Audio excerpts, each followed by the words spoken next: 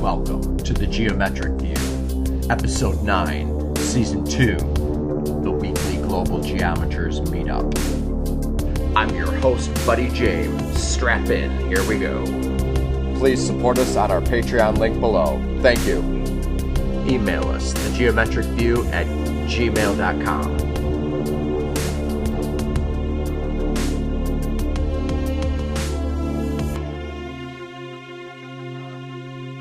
The number is here. Good to see your face, Brighton. How you doing?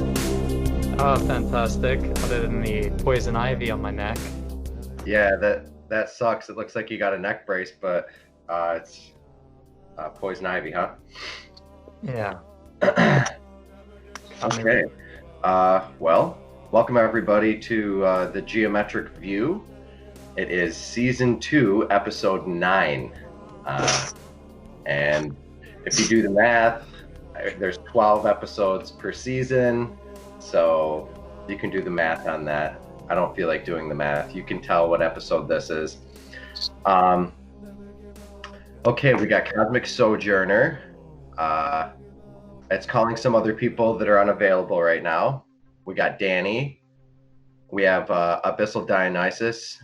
We got Ramon Correga, Chad Kushner, and Abyssal Dionysus is Brighton. So here we go. This episode, Chad, I can't hear you, but I can see you. Oh, look at how beautiful that view is for Chad. Oh, man. Too bad I can't hear him, but look at that. Yeah. What's up, Chad? Beautiful view. He's probably going to have to, maybe he just showed us that for just now. What a beautiful space he's in right now. I hope everybody else at home and is in a beautiful space, and they have essence of life that can help, essence of senses that can help revitalize or vivify your life, whether it's something that you're smoking, something that you're an scent that you're smelling, something that you're eating or tasting. I just got done doing oh my gosh, man, I made the best. I figured out the best thing you could possibly do with morels, and it's cream of mushroom soup. But I make three different dishes with about a pound of morel mushrooms. So I might put my recipe out there, but I might not, because I don't know. I let Brighton know the recipe, but not fully. Yeah, I'm not sure if you guys consumed your morels. But today is May 9th, 2020. We got a whole bunch to cover today. I want everybody who's here to go ahead and say hello. Just introduce yourself, and we'll get on with the episode. Maybe a couple of words, and we'll just move forward. If you don't feel like saying hello, then we can move on to the content. Hello. At our house, we made morel sushi. Yeah. Yes, that sounds delish. Yeah. Oh my gosh. That's what I was kind of telling my friend to do. Like Phil and I, we were talking about going Asian with it, but it's hard to kind of go Asian with it. How did it turn out? It turned out really, really good. Big, long steak pieces of morel inside of the sushi, mint, and let's see, avocado, cucumber. Yeah, turned out really, really good.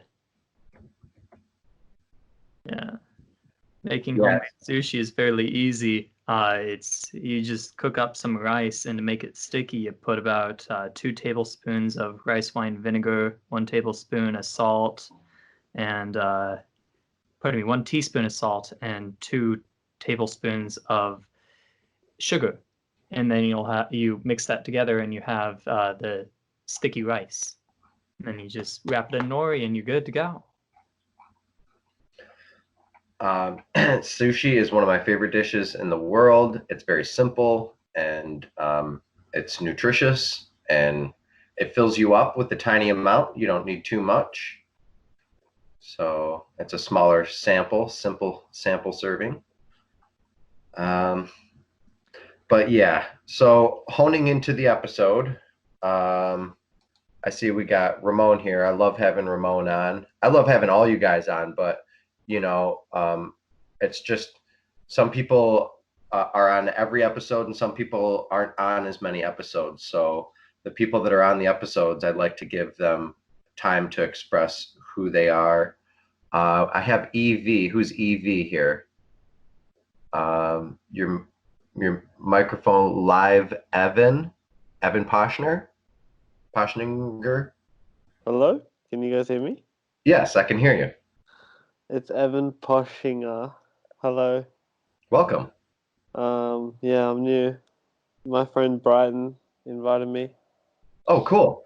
Awesome. Thank you for being here. Tell us a little bit about yourself or just your interests or, keep it brief.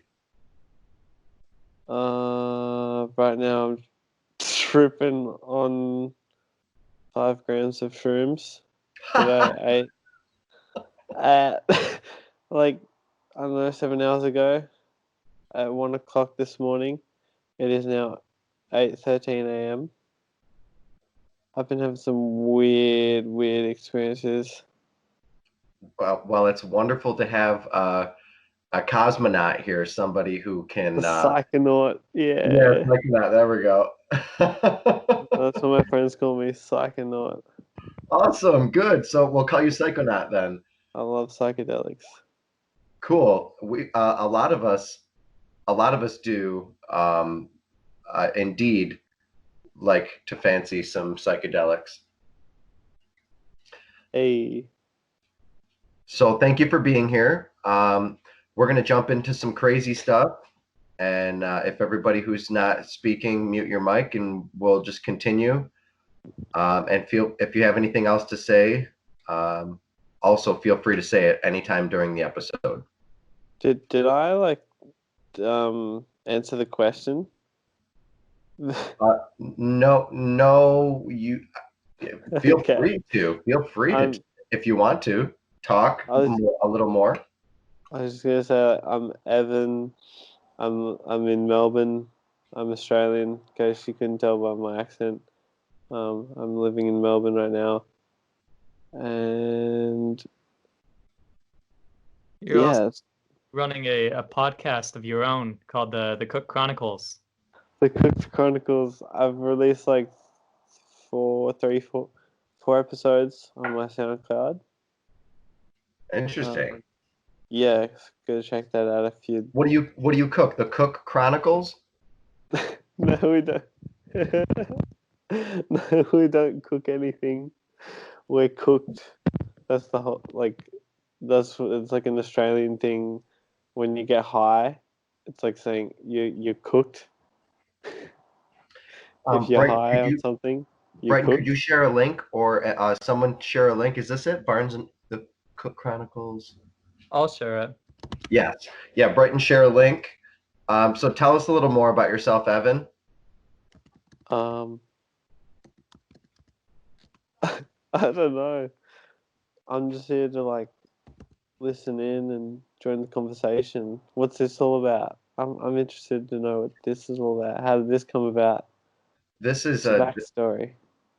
This is a podcast that came out of a couple of other podcasts, and sorry about that, guys. I thought I had a B&E on my hands. I thought someone was breaking and entering. My dog got all skittish and ran off, and the door blew open from the wind. Mm-hmm. So, sorry about that. Oh yeah, there's a link. All right. So let me hop on this link here. Oh, cool. The Cooked Chronicles. Oh, nice. And it's SoundCloud. Before the podcast begins, I would like to make it clear that neither Zeke or myself condone the use of illegal or illicit drugs. This was made. Brighton, you want to hit play on that? Yeah. There's no visuals to the audio. It's just Oh, okay. Okay, so this is a link for the audience then. And this is a podcast here from Evan. So thank you for joining us, Evan. We have your link now. Yeah. We're going to move on. This show is about geometry and getting down to the fundamentals of geometry, consciousness, what is, how form comes out of the field, how the field creates form, and structuralism, where how does everything exist? What's the geometry of a simple sort of geometry that can explain the spin that we see, the chirality that we see, the geometry that we see on the micro scales and the macro scales, fractal, recursive, behaving self-similar on each scale. So I've developed my own geometry that got me here to this point, and that's why I've started this, is to help describe that so that everybody can understand a deeper understanding of the universe from this strange perspective that I found. I found this set, and it seems to match all sorts of different things in electromagnetism, plasma physics, the quantum world, astrophysics, on all scales. Really, we're finding that this Dougherty set, or this Dougherty networks, are ultimately the progression of solar filaments turning into quaternion filaments, octonion filaments that actually create conscious, cognizant matter and material from electrohydrodynamics, or hydroelectrodynamics from the sun, magnetohydrodynamics. It's okay, honey, nobody's here. It was the wind. My dog's getting a little, she's like, what was that, Dad? So that's a brief of what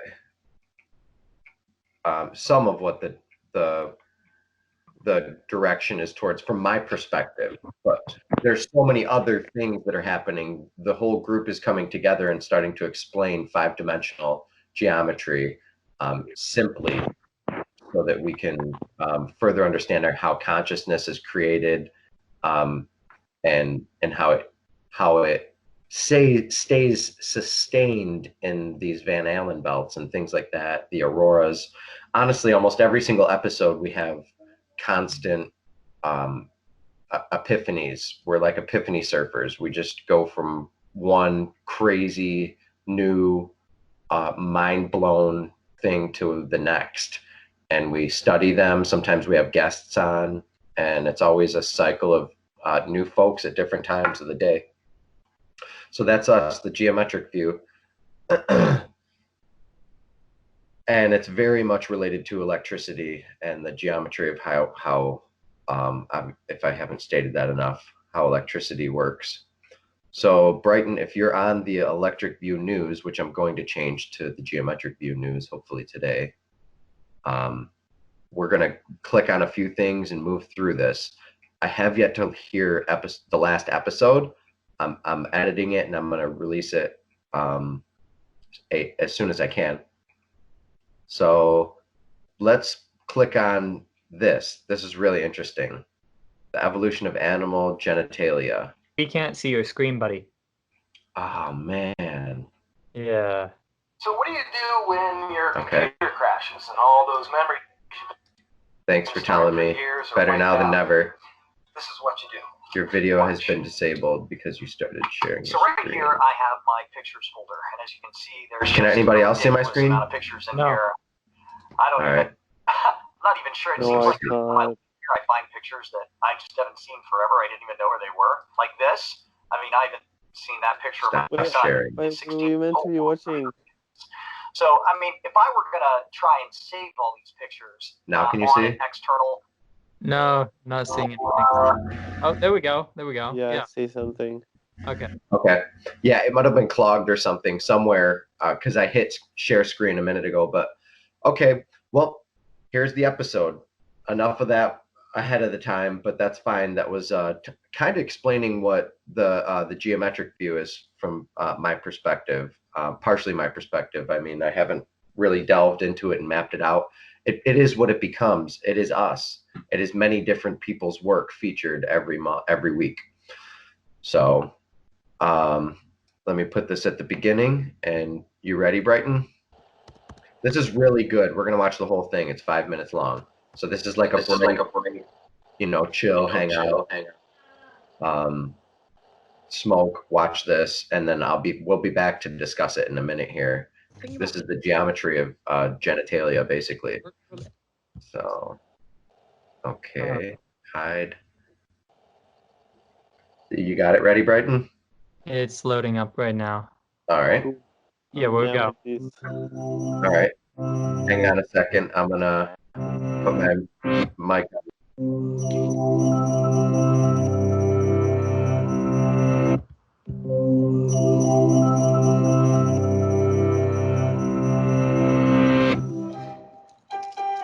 The evolutionary tango of animal genitalia.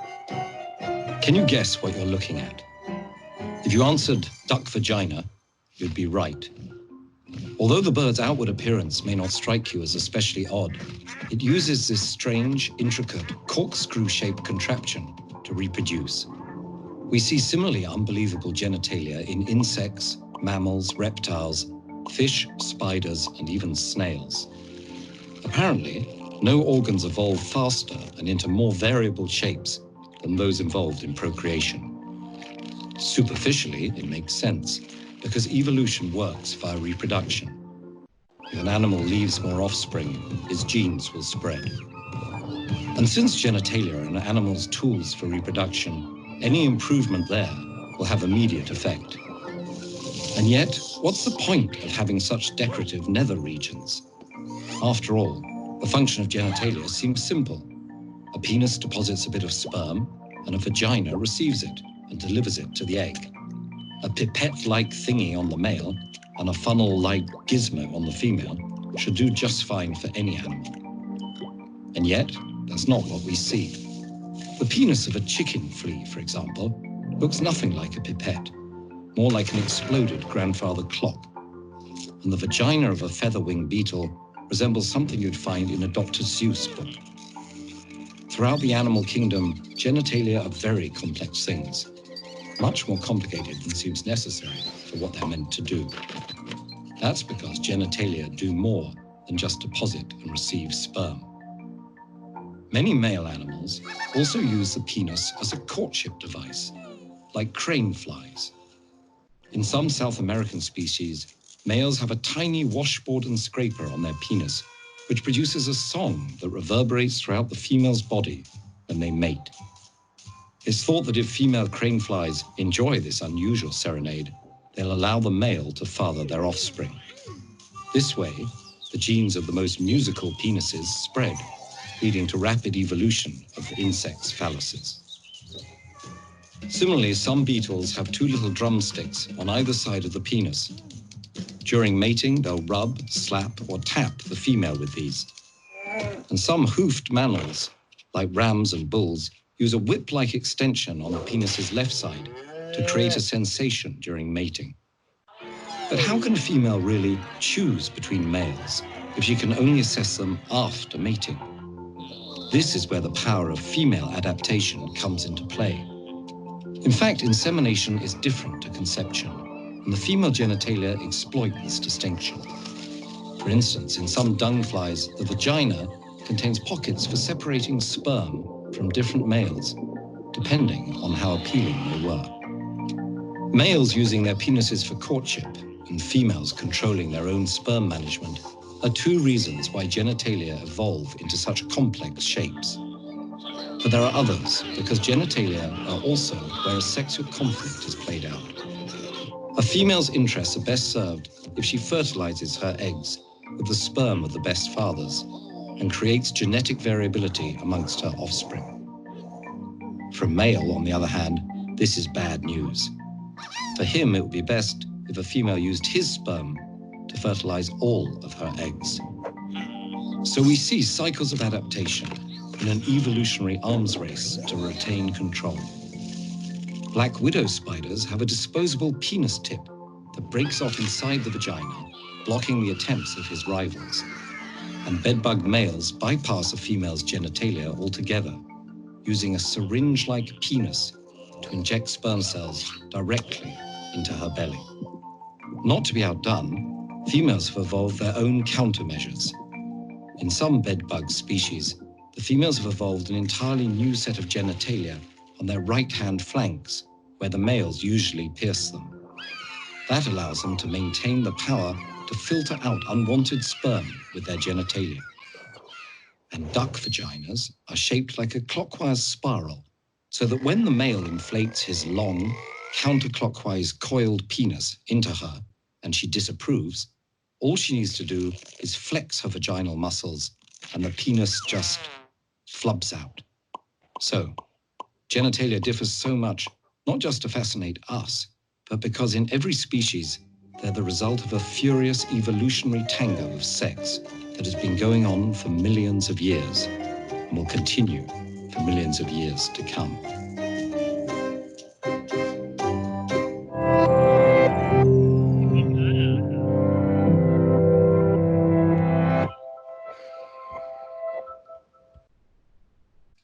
Okay. Well, let's talk about genitals. Show me your genitals. Your genitals. Show me your genitals. Your genitalia. John LeJoie. You guys know who John LeJoie is?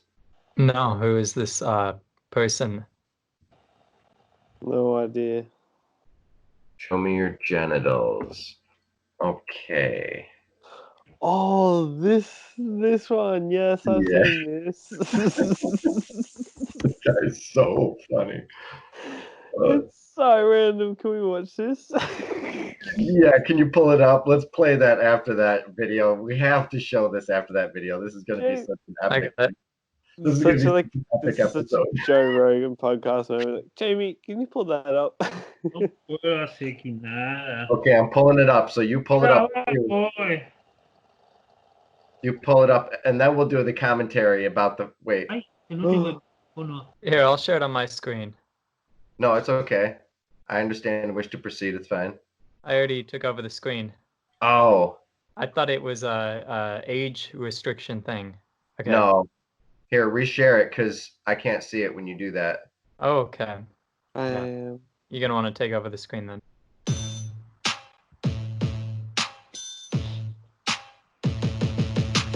Women are stupid and I don't respect them. That's right, I just have sex with them. Show me your genitals. Genitals. What? Show me your genitals. Genitalia. Show me your genitals. Your genitals. What? Show me your genitals. Genitalia. You're talking to me about stuff. Why? I'd rather see your titties. Now you're talking about other stuff. Why? I'd much rather see your titties. I can't have sex with your personality, and I can't put my penis in your college degree, and I can't shove my fist in your childhood dreams. So why are you sharing all this information with me? It's not sexist because I'm saying it in a song. That's right, bitch. Now take off your thong and show me your genitals. Your genitals. What? Show me your genitals. Your genitalia. All right, that's good. Genitals. Your genitals. That hit, that's hit the point home. All right, so now that we're through with that completely degrading video, we can talk about the last video that we just watched, the evolution of animal genitalia. Or unless you want to comment on that. All right, so mainly what I want to talk about here is that your body's filled with organs. Everybody's body's filled with organs, and these organs shape shift and turn into different organs based off of the conditions that they're in and the pressure conditions and what's around them. They do? Well, not. I guess I could say the cells of every single organ will change into every other different organ based off of the conditions that they're in, as if you were to regrow them in different conditions, same cell cultures. This was shown to be true. I don't know exactly where to find the studies for that, but there was studies, and since then it's been reproduced. A good example of this is how people that have grown up and have had their family grow up, and generations of growing up at the sea, they tend to have larger hands and feet, or more webbed-like structures between their hands and their toes, allowing them to swim better if their family has a history of swimming. Mm-hmm. Yeah. Yeah, we grow into our environment, and the weather. We're going to get into an article here in a little bit where it has shown that organisms grow according to their atmosphere, and the atmosphere has the same charge as the organisms. Really strange new discoveries that I really want to talk about and see if we got other interested people who want to talk about it. Well, this is the geometry of the body. This is the geometry of organisms, and questioning why it is that we are the way that we are. Why we have the extremities of our features is right. Generally because of the circumstances that we live in, the way we choose to live. Or have to live, depending. Animals having gills is and living in the ocean. Also, you can look at the morphogenic properties of toxifications that are altering DNA structures, T cells. I've been studying agrobacterium now and taking this hybridation into agriculture 8,000 years. And not once in 8,000 years has it happened naturally, but yet you got scientists that are now saying that, wow, we got sweet potatoes from 8,000 years ago. They must have been naturally done. You know what I mean? So if you look at the change in the DNA structure, the T cell arrangements, where the agrobacterium comes in, it takes the electron energy agriculture microbials, the plant-based microbials, and it basically devours them and turns them into, at this point, it looks like it turns them into beta-carotene, altering the plant altogether, causing tumors. Well, once you take that tumor and then you start to regenerate cell growth, you can actually create a whole new cultivated plant that is similar but different and doesn't have the tumors. And therefore, you just heard the description of the sweet potato. The sweet potato is literally agrobacterium infected root structuring, and it looks like it. I haven't narrowed it down to the actual root it is yet, but it looks like it might very well be marshmallow root. And it happened over 8,000 years ago, and there's over 32 strains of them now, and only 2 of them that they can't figure out whether they were hybridized or not. And these actually come from the soil. So, you talk about the genetics and the changing of environment and stuff. When you look at that, and not only the environment, if they swim or if they don't swim, you can go look at the finches on the Galapagos, pull some Darwinianism. But that's something serious, because it's causing lesions in people right now. They're saying that it doesn't affect the human biology, but if you look at the fact that we live at a cellular microbial level anyway, and every single person that is eating something live, that was live, a pig, pork, poultry, or bovine, beef industry, that ate any of this aggregate, this agrobacterium, then you're going to look at the cellular structure where they're all tumors. Look at all your cows that are being bought by McDonald's right now. We're causing these lesions. And that's what Moses had in the time of Moses. So, when we look at these different things for the anatomy, you can look at the same thing, like the vagina keeps out certain, spermatozoa out of there, because it wouldn't be complete or it wouldn't be healthy for her to continue producing or mating with something like that. But that's just, I thought I'd throw that in there while we're talking about it. It puts it in her court, ultimately. Yes. It doesn't matter how many duck dicks are in her. She can dip a duck dick out when she feels like dipping a duck dick out. And how many dick Yeah, that's what chickens do. That's what, out. Yeah, that's what chickens get mated, then they can just keep reproducing eggs, So I exactly, she get, and there's genetics in humans that that's proven that by the fourth child, that the traits of the mother will now start becoming dominant and or equal out from the traits of the father. And if she's had multiple partners, multiple children and stuff like that, then those traits are always going to be in her. So even if you have a child with her, if she already has 3, children before you, somehow in there, the DNA of those children is still in her, and she's still going to be giving a child up with you that has, been influenced by 3 other men. Does that make sense? I was looking at the dactyl adornment, looking at these different names here, color coding them and putting my thing here. Sorry, I lost attention span on what you were saying. No, I was saying that by the genetics, that the woman has 3 men prior to the 1 man that she would be with, and she had children with those men and or was inseminated anytime, she would therefore, those structurings would still be in her, and they would alter and be part of the 4th child. Yes, and that gets us into the next topic, actually. Great, what a segue.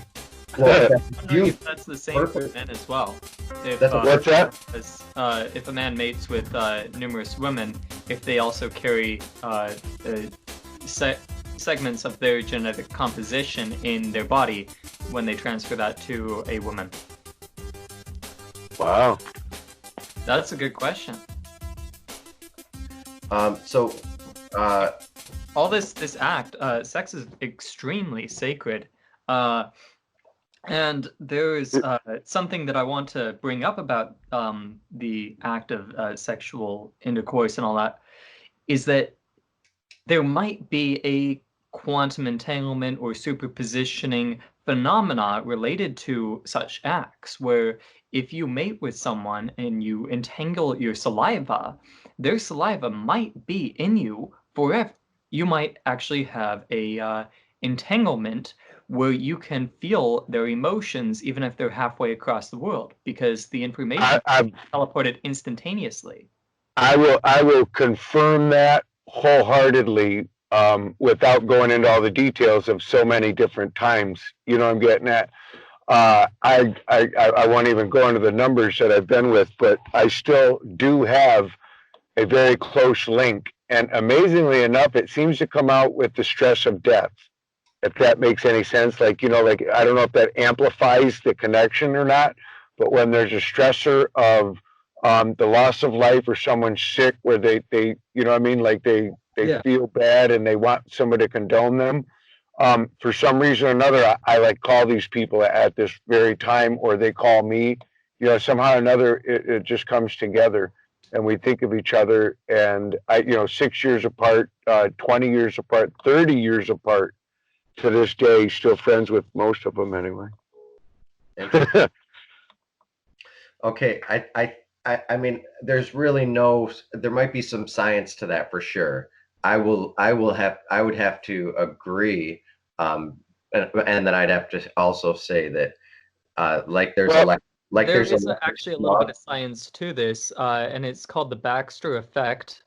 And this guy in a lab, he took some plants, and he thought this is how his experiment started. He was trying to interact with the plant and make it spike on the EKG reading, and he tried hitting it, tearing it, all sorts of stuff, and it wouldn't interact until he was halfway across the room, and he's thinking, I wonder if I burnt this, if it would feel, if it would make an EKG reading. And as soon as he thought that, the plant picked up his thoughts, and it skyrocketed on the EKG. And so every time he would think, the plant would react. And he's in a Faraday cage, so the reading is not coming from anything else. It's coming directly from that plant or his own mind, but it's connected to the plant. Did he eat the plant? He took this experiment further with taking a guy on a plane that was scared of planes, and he took a blood sample. I've heard of this one. This what you're talking about. Sample, as the guy was on the plane flying across numerous states, they were able to read when he was anxious and when he wasn't. And the guy on the plane had to write down when he was anxious and when he wasn't, and what was going on with him at that time. And they were able to read every single time that there was a phenomena going on with him through the blood, which was several states across, inside of a lab. I stumbled onto this very one that you're talking about, and I want to go with this, and this is the reason why I do not donate blood anymore. All your blood that's ever been donated, just because of that reason. Think about the fact that all our blood could very well be put in some kind of a dissonant state, what, you know what I mean? An agitated frequency that could very well be causing ill health. But you're absolutely right about that. And pheromone change. The pheromone receptors in our nose, the first two ducts that are in the nose, the pheromone receptors, they actually go by the magnetic frequency exchange that happens with another person in the room. That's why two people either, you know, are madly in love with each other or just want to punch each other in the face, you know, because of those pheromone receptors. And they have proven science and data, metered science is what I call it. Metered science shows that if Buddy and Brighton, you know what I mean, were doing that show in the same room, that over time, the pheromone exchange from you two, I call it the sideswipe theory, when two cars or two objects, call them two cars, sideswipe. If one has white paint and one has red paint, how is it that the paint, when they bump into each other, it just doesn't become pink? It folds off white onto the red car and red onto the white car in the exact same place. It like literally rolls right off it. I watched that actually happen as a child one time. It's blown my mind ever since. But the pheromone exchange does the exact same thing. So why wouldn't plants and I've gone into the woods and communicated with the trees and had to let them know I was just cutting up down trees and I was not going to cut fresh timber. Does that make sense? Like the whole entire forest was trembling as soon as I brought the chainsaw. I did not even have to fire it up. Well, there's a guy that I was listening to on NPR that was talking about this very thing. He doesn't stab his salad or his lettuce when he eats a salad. He instead eats it with a spoon because he thinks that it's wrong. But for some reason, masticating it with his teeth is okay, you know, and chewing it. But stabbing it, I mean, it kind of makes sense. And there's well, you think about it, you're putting it into a natural state. It screams, and you can see the difference between an uncut leaf and then the darkness that it turns when you cut it, you know, as it leaches into shock. So everything's living, you know, on all scales, everything's living. And it's the closer you eat your food to, you know, to the point at which you picked it off the tree. Like we should literally be, you know, pulling tomatoes right from the vine, apples from the tree. You know, every moment that it's left that tree, that life source, it's now dying. It's you know, it's starting to oxidize rather. And so I agree with you 100% on it. The life source of that. I basically live on lime water and cucumber water. It's just limes and cucumbers. And the limes drop to the bottom, the cucumbers float to the top, and they make this crazy cell of energy. and I can tell when the energy has left the water. I can refill it a couple times and it'll rejuvenate and realkaline the water. But I can tell when the live energy has left, you know, the cucumbers and the limes. And I used to eat them afterwards, but you can taste the death in them there too. Does that make sense? Like I could tell, like why even eat this? This is just now, you know, substance going through me, and it has no life. But up picking food as live as can be. The enzyme richness in an apple, when you pick it off the tree, within an hour, it loses 80% of its enzymes on average. And I could see that. Is taken into a refrigerator and shipped across the country and put on stock for in a vegetable department of a grocery store for you know, weeks and weeks, and probably covered in wax as well, and probably genetically modified and all this other phenomenon, and sprayed with chemicals.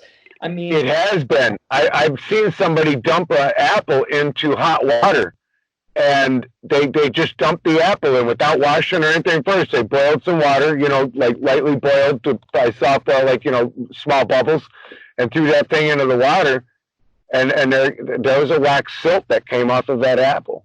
And they hold, like you said, right, Nate, they hold these foods. I was just having this argument today because I had to soak some cucumbers. I do it with celery. You know, rejuvenate celery. If you take really cold water, ice water, and you put celery in it, like a pitcher of it or whatever, then you can, it'll re-harden up and stiffen up just like you just picked it up from the store. So I thought, wow, I wonder if cucumbers do this. So I had some mini cucumbers that just like went bad within a couple of days. I'm like, really? And they just shriveled up. They hadn't quite started getting, you know, juicy or anything like that. So I thought, wow, if I just throw them in the ice water, maybe they'll do the same thing. I kid you not. 6 hours later, they were just like I had freshly bought them, you know, in the bag. But they still didn't have the original life, you know, because they're held for 2-3 weeks at a time, you know, before we even see them. Yeah, because they, you know, apples have a long shelf life. Green ones do. Green ones. All sorts of different ones do. Organic ones don't have as long of a. I don't even know if you can get an organic apple. I'm sure you can, but I'm sure they don't have as long of a life. But can I steer us back towards the show and towards towards this topic, the next topic? Yeah, let's go with it. There's quite a bit of content, and show me your genitals, and the genitals is just the beginning of it. No more of that song, though. Right. It's being recorded. Agreed. So you can see what I was showing and talking about earlier is, and what I want to point out here is, according to that video, the most, the organ that changes the most across all species and organisms is your genitals, the sexual organ. So why does it vary so much? I want to ask questions like, why does it vary so much? When other limbs, like we were just looking at and what we've been looking at, stay, they're similar. They although they're different, the bone structure is very similar. Well, at least the genitals aren't on the heads of bugs or humans. Dragonflies. They're on the heads of dragonflies? Dragonflies have their genitals on their heads. Oh, wow. Okay, so it really is that. Jeez. Dragonfly genitals. I thought their genitals were a spike on the end of the tail. It's tail to the head. Hang on. Dragonflies have secondary sex organs, meaning they don't store sperm near the copulatory organ. Somewhat inconveniently, the female's genitals opening is near her thorax, while the male's penis is closer to the tip of his abdominal. So, where's it at here? Mid-thorax.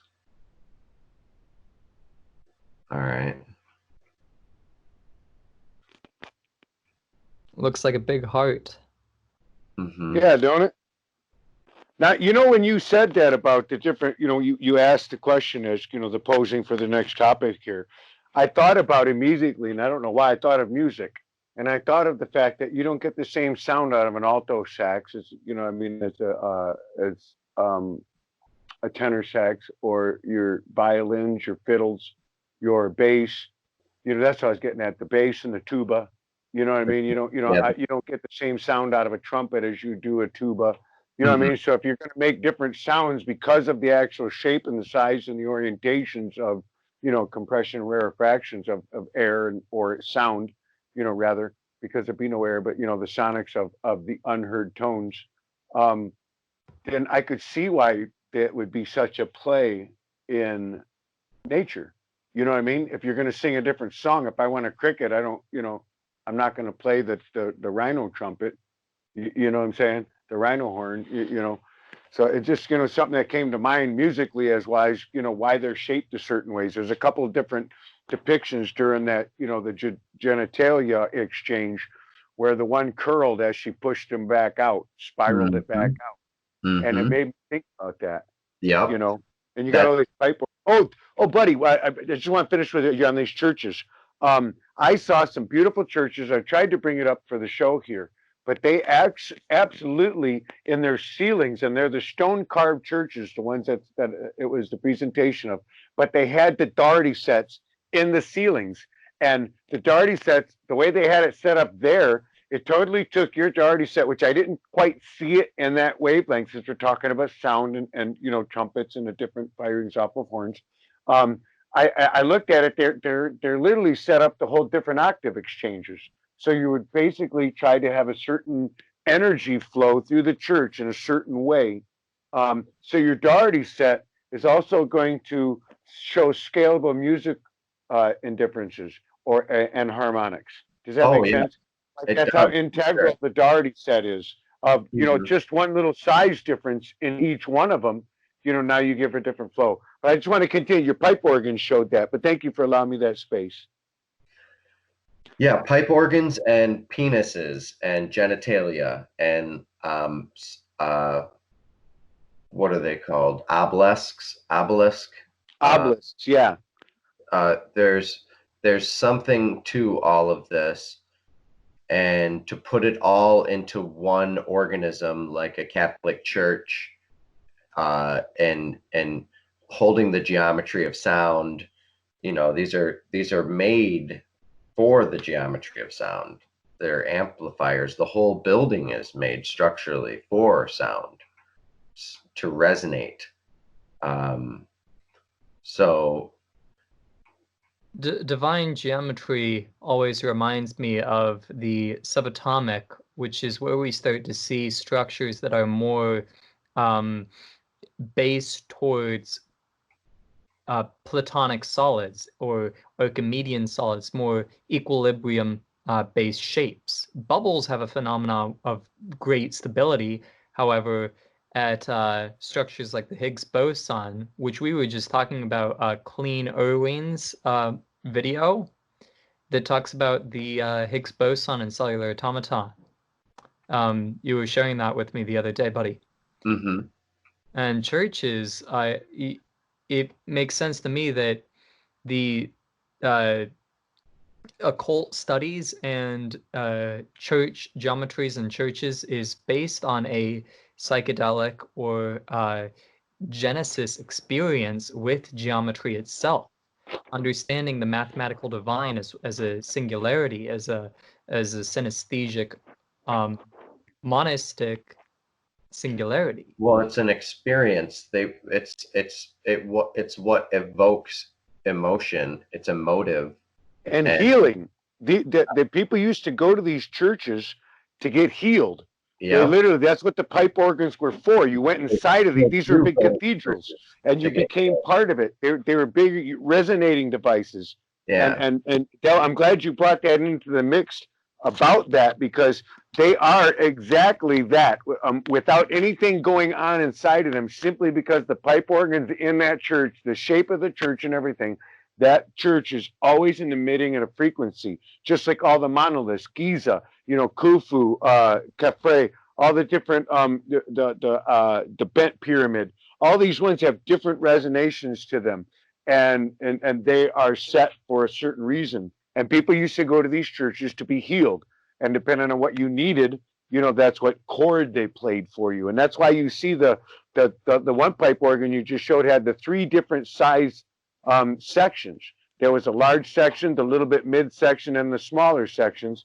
And I want to go with that. And right now we can talk about that and the harmonics of things, and how it works. Is yeah. Let's here. Let me pull in. Go ahead. Go with that as well. Or some comments that draws it together. There's in the orthopods in the orthopterans kingdom, they listen with their they have ears on their legs.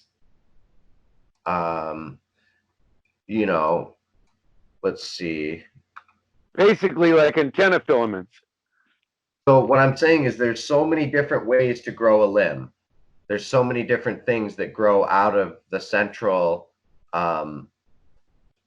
many different central structures. There's not just one type of structure out there that's sentient or sentient. There's sentience on many different levels, I think, and it's a different type of consciousness that we don't understand. And unless we can speak in this universal language, that I believe we've been talking about since day one, there's a universal language here that the creatures are built out of, and they mimic and they make the sounds of nature. And oh yeah, and the sounds that they make themselves are building new creatures because it's filling new voids. And out of the necessity of the creature's sounds, they speak life into existence. So just by them clicking and making packs of murmurations, if you look at schools of fish, there's a reason why they are in a murmuration. They're getting attacked from the bottom and the top and all sides. They're in a murmuration, a school of fish, for a reason. Now birds, what's really weird, still do that for some reason. Birds do that same thing, but there's no predators that we can see. There's no visible predators that are attacking them whilst they're doing this murmuration. It's almost like they were getting attacked at one time from the top and from the bottom. But now think of the current flow. When you think of that same thing you're talking about and you eliminate the idea of any predator in there, let's look at the current flow in the body. If I was skydiving, or if you're squirrel suiting it, off the side of a mountain, you're going to feel different turbulences and different flows. You're going to know when you're exactly so far away. Like a bee, a carpenter bee will tunnel a hole that is exactly 1/8 of an inch, from the edge of the wood for as long as it does, then it'll actually make a barrel next to it. So the sonic resonance of what they feel against them is equal. I could imagine that they would feel that in the same thing. So, if I was, I would know if we were birds flying, I would know if I went farther out of your energy range, just like as if two people come in to get a hug together. You feel the energy starting to combine. You know what I mean? Mm-hmm. It gets intensified with the hug. You would know that, I believe, as far as what I've seen is watching mimic nature, is that you would feel the same contour as if you were, when you're flying. Like I would know that your wingtip was exactly so far away from me because I would feel the interfluxing of the vesica piscis as we did. You know what I mean? Almost like a magnetic hold, just like structured water. If I can maybe bring that home to how I'm describing it or seeing it in my head, Look at that. Yes. Man. It's just incredible. It's like there must have been attacked from the bottom and the top at one time, because that's what schools of fish do when they're getting attacked. But they always usually travel in murmurations. Birds don't normally always travel in murmurations. Sometimes they do, sometimes they don't. It's amazing to think. It may interest people. Go ahead, Ramon. Sorry. I just wanted to let people know that there was just a video done on this on Destin's channel, all about the murmurations. So it's the Smarter Everyday channel. So That's it's what I thought. Nice. it has algorithms and everything. It's very interesting mathematically. Yes. What if they're following an energy that we can't see? You know what I mean? Like, you know what I'm saying? What if they're actually feeling the energy flux coming out of the earth, going through the air? I don't know how you would look at it. You know what I mean? But what if they're feeling the unseen and they're playing in it? You know what I mean? Like they're just there because the energy's there, you know? Like, Well, and they're the evidence of what was there before they got there. Does that make sense how I'm describing it? Right. Like, Yeah, they're just mimicking or showing what's there. Yeah, there's a vestigial, they become like a vestigial organism as a creature, as they murmur.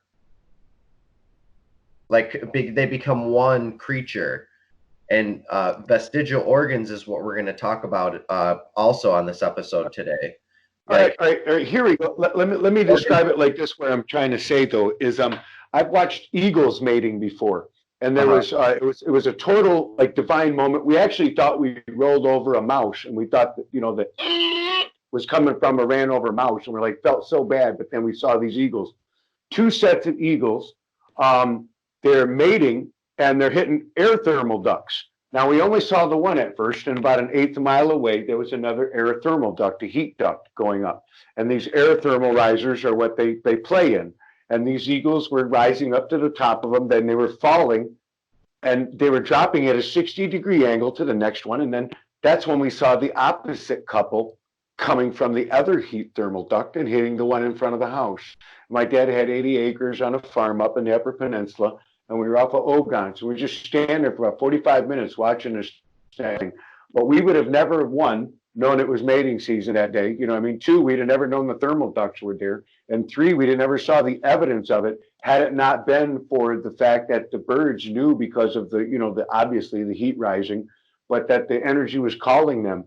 And to watch them mate like that, to watch them plummet out of the sky, like, you know, you hear about it, but to actually watch it happen. Right. I mean, literally, we literally stood there, jaw dropped, for 45 minutes. Me and my brother both, like nothing mattered. No, all time stood still until these birds went away. We just were literally like awestruck children.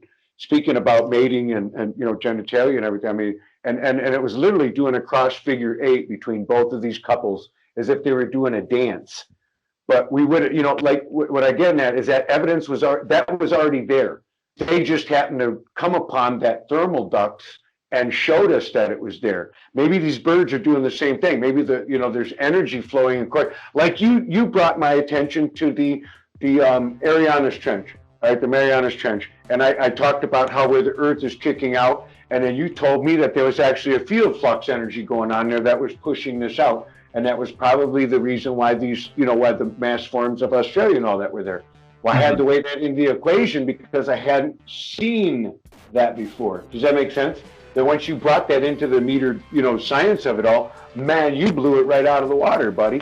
See what I'm saying? So maybe that's what these birds are really doing. It's just catching the algorithm of the ethereal energy or the heat. I don't know what would call it, but it almost looks like they're being done by an orchestrator. You know what I mean? The conductor. Because there's no one single bird that's actually doing it. If you watch the flow of it, you know what I mean? They change at any moment, and then there's a whole new flow. But it's like there's a conductor out there musically, you know, waving his wand. Mm-hmm. But that's what I meant by what I was getting at. Thank you for hearing me out. The three portions of the algorithm, just to summarize, is a portion where the birds try to fly together into each other, another part where they try to fly away from each other, and then a portion where they try to get close and go in the same direction without hitting each other. But I did want to point out that gnats, I was watching a swarm of gnats outside the window. It always congregates in the same location in my backyard. So I think that there is definitely something there as far as electromagnetically. And you can get them to respond to the frequencies of, you know, high-pitched sounds and low-pitched sounds. They'll do different things, and sometimes they'll form circles and concentric circles. It's fascinating. I'm sure that there's some overlap between the two algorithms, between the birds and the gnats. So I don't know what it is, but yeah, it's possible. Yeah, yes. Actually, that's a great point of dialing it in. I did a video of gnats and cymatics and how you can raise the gnats with your voice up and down. If you go find a group of gnats anywhere, you can make them go up and down with your voice as you go higher and lower. And I found this out, and then I looked around online and I couldn't find anybody else that found it out, so I put it out there, and I've been talking about it ever since. I actually discovered it. Same thing. But color does the same thing, buddy. I discovered it on my honeymoon. What's that? I said colors do the same thing. If you ever notice, gnats gravitate towards white. Yep. Yeah. Have you ever seen gnats spinning around at the corner intersections at a tennis court? Have you ever seen that? Spinning around. Well, they'll cyclone at the corners. Anything white. If there's a white line.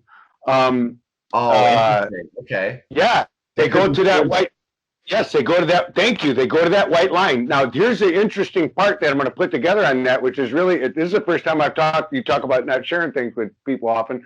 Do you know that white is the negative of the pure light, black, that we see past our stars? So pure light has no color, is basically the big black void. So when you look at pure light of having absolutely nothing, and then the white is the negative of it, just like black, you know what I mean, is in white are the negatives of each other. Then you look at the gnats that are circumventing themselves and kind of gravitating and being pulled in to the pure light reflection in the corners. But in the corners is where they meet.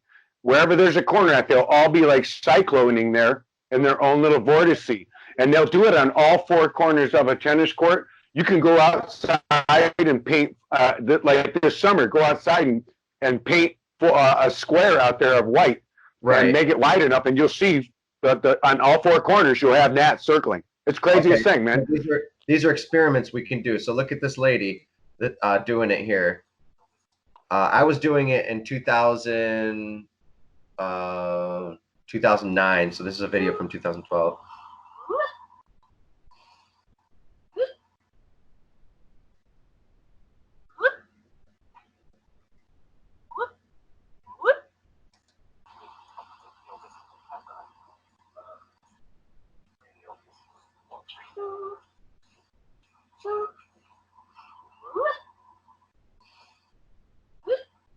Yeah, you're right, guys. They could be moving to sounds. Great observation, Brighton or Brian. I think you were pointing that out, right?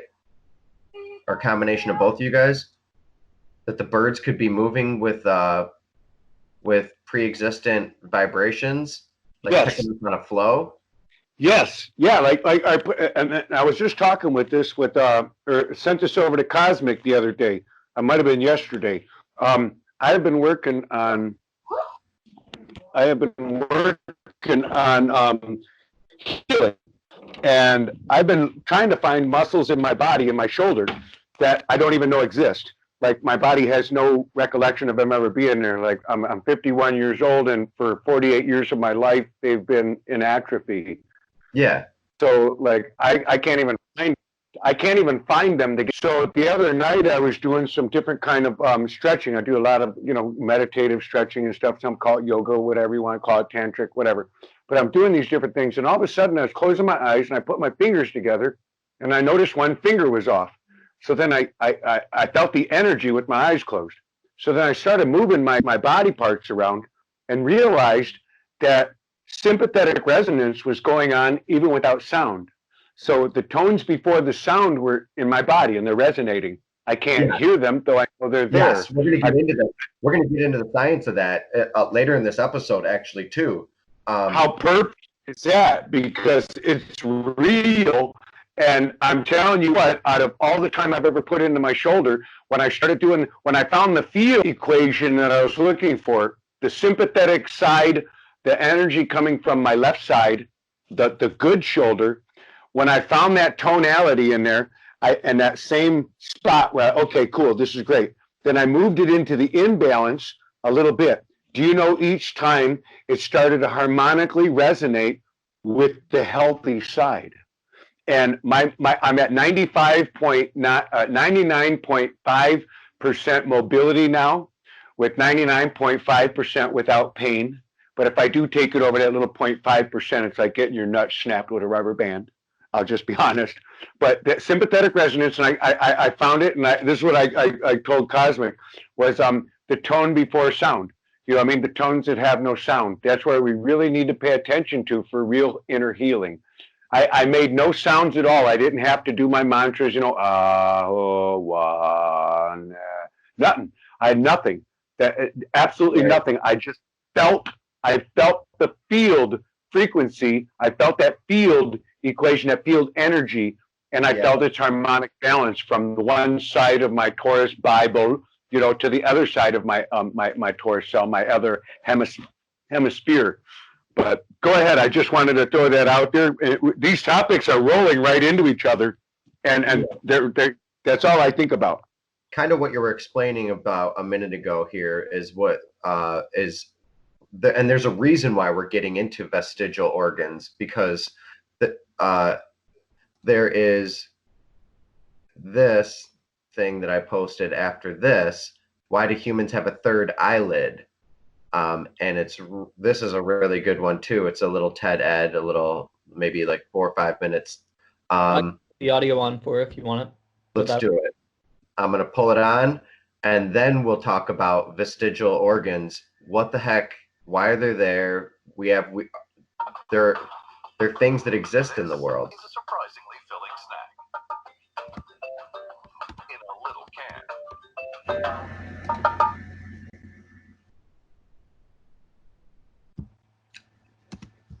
Oh, whoops. Being the original plant-powered drink.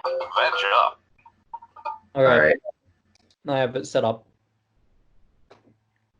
Daily harvest, daily harvest. 3, 2, 1, go.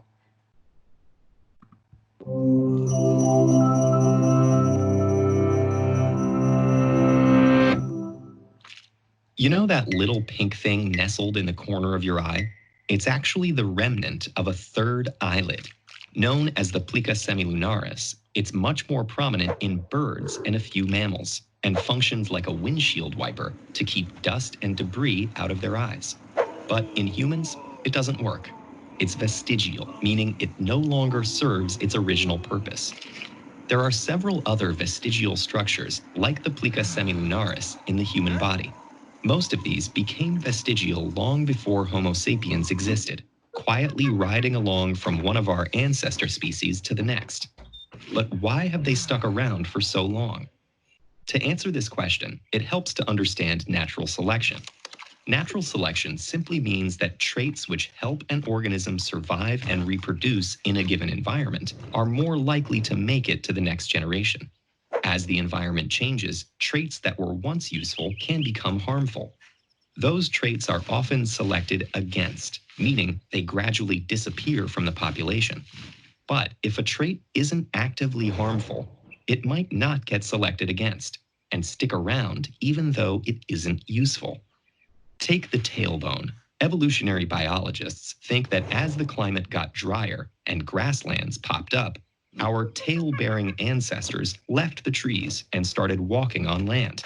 The tails that had helped them in the trees began to disrupt their ability to walk on land. So, individuals with mutations that reduced the length of their tails became more successful at life on land, surviving long enough to pass their short tails on to the next generation. The change was likely gradual, over millions of years, until about 20 million years ago, our ancestors' external tails disappeared altogether. Today, we know human embryos have tails that dissolve as the embryo develops, but the stubby tailbone sticks around, probably because it doesn't cause any harm. In fact, it serves a more minor function as the anchor point for certain other muscles. Up to 85% of people have a vestigial muscle called the palmaris longus. To see if you do, put your hand down on a flat surface and touch your pinky to your thumb. If you see a little band pop up in the middle of your wrist, That's the tendon that attaches to this now defunct muscle. In this case, the fact that not everyone has it has helped us trace its function. Vestigial traits can persist when there's no incentive to lose them. But since there's also no incentive to keep them, random mutations will sometimes still eliminate them from part of the population. Looking at our primate relatives, we can see that the Palmaris longus is sometimes absent in those that spend more time on the land, but always present in those that spend more time in trees. So, we think it used to help us swing from branch to branch and became unnecessary when we moved down to land. The appendix, meanwhile, may once have been part of the intestinal system our ancestors used for digesting plant materials. As their diets changed, those parts of the intestinal system began to shrink. Unlike other vestigial structures, though, the appendix isn't always harmless. It can become dangerously inflamed. For most of human history, a burst appendix could be a death sentence. So why did it stick around? It's possible that it was very slowly on its way out, or that mutations simply hadn't arisen to make it smaller. Or maybe it has other benefits. For example, it might still be a reservoir of bacteria that helps us break down food. But the fact is, we're not really sure why the appendix persists. Evolution is an imperfect process. Human beings are the result of millions of years of trial, error, and random chance. And we're full of evolutionary relics to remind us of that. No organs evolve faster and into more varied shapes than those involved in procreation. Watch this video to learn more about the evolution of animal genitalia, or consider that humans So I have a couple of thoughts I just have to inject there. Okay. The appendix issue is one of those classic examples of our society just doesn't know enough yet. Since I graduated in 2012, Western science has actually found about 4 of the things that in Chinese medicine was thought to be literally fake. Like, so literally the doctors at the school I went to were saying that those things don't exist, and the chiropractors, etc. And they just keep finding them. Appendicitis is really easily treated, and the disease process of it is not mysterious at all. It's nothing different than, say, coronavirus. If you let a condition devolve, it's going to be a problem. If you treat it early, it's really not an issue. And I do not share the medical opinion that the appendix is useless. Same thing with the spleen. So I have to take umbrage there. And then secondly, obviously the video, evolution is true, but it's not the only truth. And there's a lot of evidence for more in human evolution than random chance and mutation. The story is so much more complicated than that, especially now that we have mDNA and the different haplogroups. That story doesn't hold up. It doesn't hold water at all. And it's a huge problem for biologists because we have a number of problems. I'll briefly list them.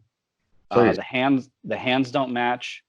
The throats don't match. In fact, you could teach what doesn't match? You could teach the entire English language to gorillas and chimpanzees. They will never sing or speak. They just never will. They cannot do it. It doesn't. The human throat is far more advanced. Mm-hmm. Our rib cages are not shaped in the same way. Mm-hmm. Of course, everybody knows the skulls are not shaped in the same way. The ratio of the upper torso and the lower legs is not the same. The muscle structure, what creates the differences of our strength, our exoskeletal strength versus theirs is totally different. Our immune systems are different.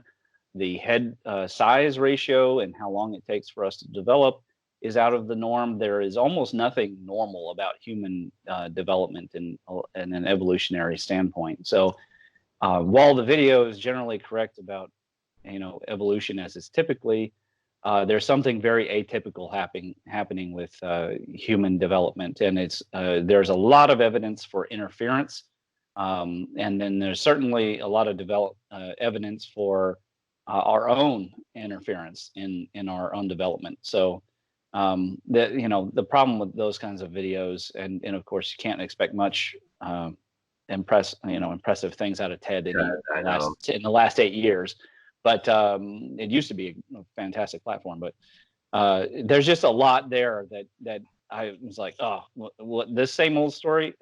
I'm at the point where my immune system, whenever I hear the standard model, I just nearly want to vomit. So I just had to say something. Yes. Before I wanted to comment on that, how you presented that is that I look at it this way: nobody's right or wrong. Broken clocks right twice a day. But I look at, as you look at all the video that we just watched and everything, it's all incomplete. I'm incomplete. Buddy's incomplete.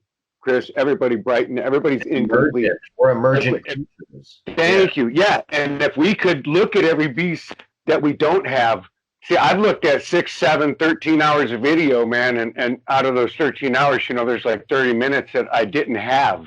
But out of those 30 minutes, that created another 13 hours of video that I could watch on a subject matter that I didn't even know existed.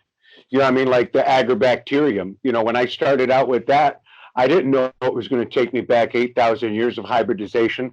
And the fact that the morphogenetic state going through the human the genome and through the RNA factoring, it actually substrates the RNA to become a whole new being.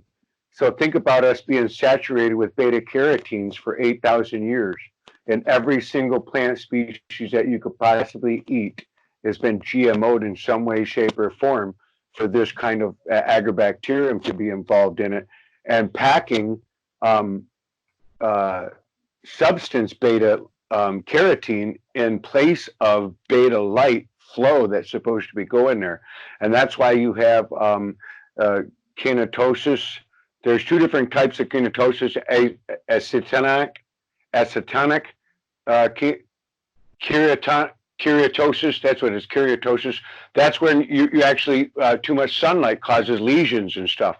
Well, by my findings, that you're actually expelling the beta carotene that shouldn't be in there because it's being moved by the real beta light that you're getting from the orange of the sun. But that these are, and over the time, like you said, with the millions of years, these are traits. I call it like in sonic sound compressions. If you speed up the sonic mandrels, you can create diamonds a lot quicker. Because of the sonic resonance than you can at other resonances. So there's a time in which our DNA was subjected to a little bit of compressed time in there. So they say millions of years, but I just look at it as octaves.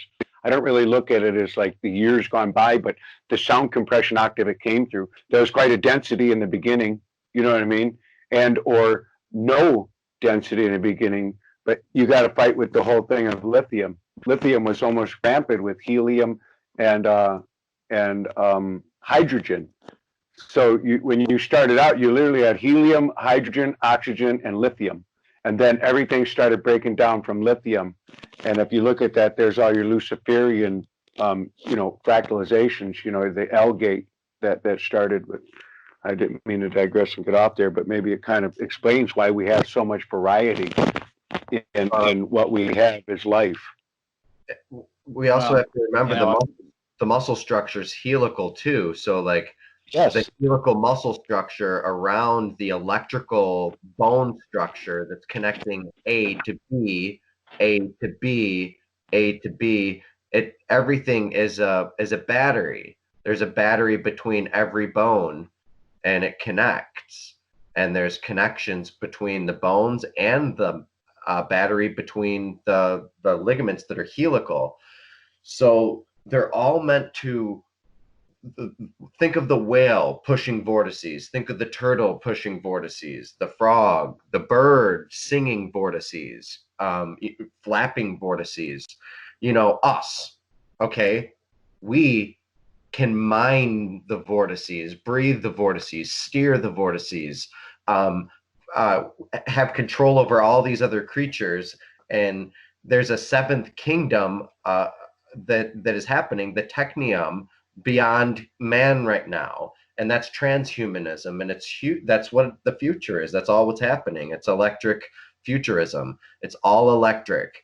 And I want to read a quote right now from from Elon Musk, because he was on Joe Rogan the other day, and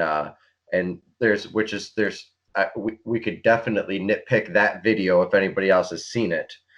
But I'm gonna read this quote from Elon Musk. He says, "How do you know you're not a brain in a vat?" Now, see, here's the thing: you are a brain in a vat, and that vat is your skull, and everything you see, feel, hear, everything, all your senses are electrical signals. Everything.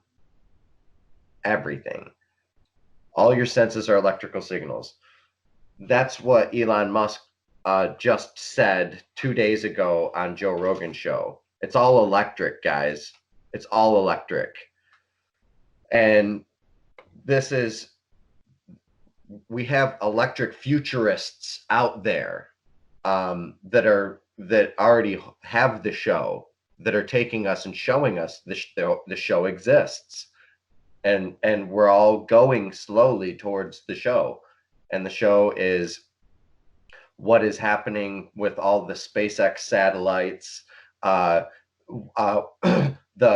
Tom DeLonge, the Blink 182 all of a sudden is the person with all the answers that came out with the video before the CIA and FBI confirm it. Like, what's that? All right, a rock star?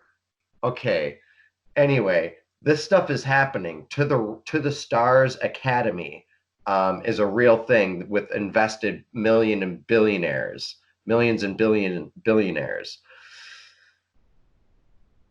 Sorry, I said that wrong. Millionaires and billionaires. That's the right way to say it. So anyway, what's happening here is there's a lot of stuff going online at the same time, and a lot more frequencies are changing on the Earth. That's a fact. Now, the idea that they're tapping into what exists already, the energies that exist already, somehow there's something going on here. There's a lot of stuff going on all at once, and there's high clearance for certain figures to move forward towards trillionaires very fast. So that's, sorry, my spiel that started with vortices and steering vortices and speaking vortices. We were talking. I'm glad you spoke it up though. The tongue, and the tongue. Can I throw this as a mix in there? Hang on 1 second. The tongue, it turns. All it does is exercise toroids. All it's doing is toroidal flow constantly from a constant breath of air that's the helix, which is the filament, and the tongue is massaging toroids. So is your throat. Your throat is opening up with the sphincters at the same time with the toroids, and I'm just so fascinated with the power that our voice has. And like you said, Brian, you can't teach a monkey how to talk, no matter how long you take. You can't. We know that generation after generation. So the power is in the toroid, and the toroidal vortices that I was talking about, the flapping, is in our mouth and in our power of our tongue. We speak things into existence, just like all these other creatures, knowingly or not, speak other hierarchical helical filaments, sexed pairs, sexed helical filaments that are nested binary sequentials of each other, of the sequence that we've been talking about since the beginning of this show, which is what there's an image that I'm going to share, and we'll get into that. Actually, we'll do it right now. Is it right here? I dropped it. On that inner eyelid that that video started out with. Imagine if that thing come across your eye so you could have augmented infrared light coming through, so you could balance out blue light. And we just forgot how to use that, or maybe we don't need it anymore because of the change in, you know, the way, you know, the frequencies are, one of the, you know, the pole shifts of the Earth. And two is, you know, they just put all these satellites up into space, and you talked about, you know, all the different, you know, what's going on around us. What this Cosmic might have something on this one even for an answer, but what do you think is going to happen in the next couple of years when we go through the actual pole shift that we're scheduled for celestially, to all these satellites that are cruising in a certain patterning on energy that exists now?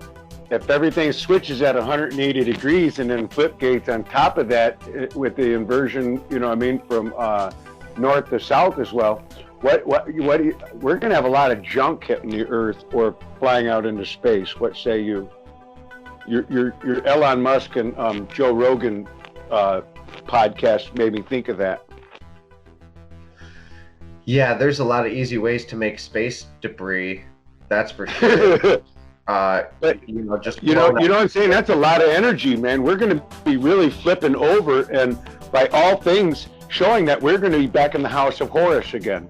So we're going to be back in the alignment of the Milky Way. We're not going to be at the 45-degree inversion that we were out in the house of Seth out in the desert. So we're no longer wandering. We're going to flow with the Nile once more, and the waters are going to come loose. And this is what's needed to happen. So when it flips, I mean, there's going to be a lot of space debris. Just, I mean, you know, you think about how they can be undone, and we don't even have to do it. We just got to watch it happen. You know, because that's really the show. You know, they're putting on a show, but all it takes is one catastrophe out there, and all their little tiny gizmos out in our atmosphere and our ionosphere. That's why they had to all start for naught. the Space Force at the same time, or reenact the Space Force that already existed. Yeah. Because they're doing everything they can to keep the hold. Oh man, this sounds really cool. Popping a bubble in a huge cylinder. It sounds just like thunder. I can pull up the audio. This is on your page. Yeah, but I had to scroll a while down to get there. No, it shouldn't take too long. Yeah, I'm here. All right.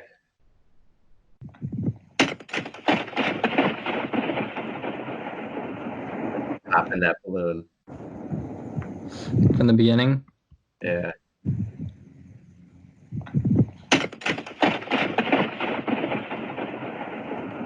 Popping a balloon in a cylinder, and I said lightning is cylindrical. We hear the cylindrics cascading. This is really cool. Look at this. This is that stuff that falls on the ground. I guess it's really flammable. And that's green grass. Oh, is that flammable snow? It's flammable cottonwood, like cotton that falls up from the tree. Mm-hmm.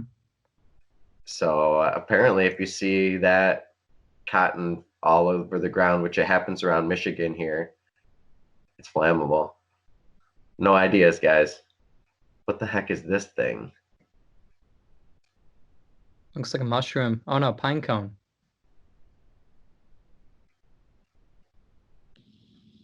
Okay, I wanted to share this with you guys. I found it when I was morel hunting. It seems to be an acorn pine cone. An acorn stuck inside of a pine cone. And luckily I own a company called Acorn Pine Cone.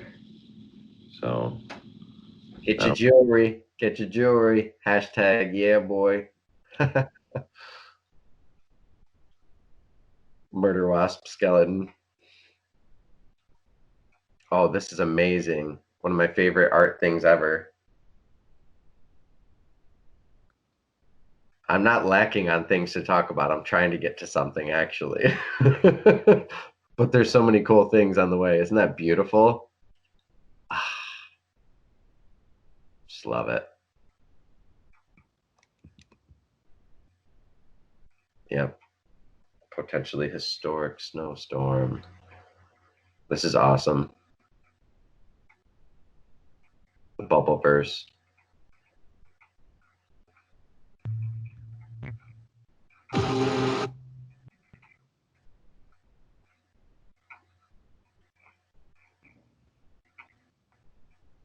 Maybe I should. Down deep down the abysmal pit of Buddy's posts. Oh my gosh, I know. Maybe I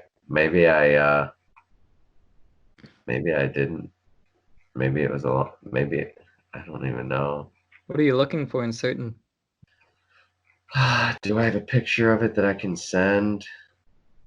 I probably do. Let's go to the next thing here, and then I'll get the picture and I'll send it and we can talk about it. Because although it's fun going through my Facebook, and some of the stuff's entertaining, it's probably not fun for everyone. So this right here is the big deal.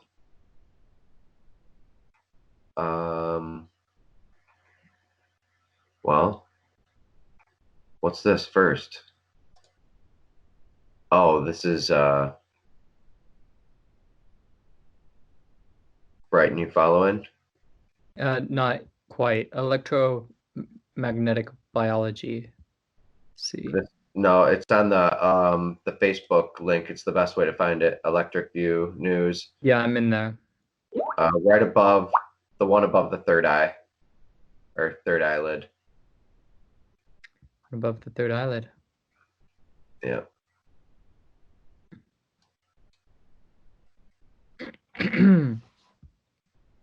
Okay.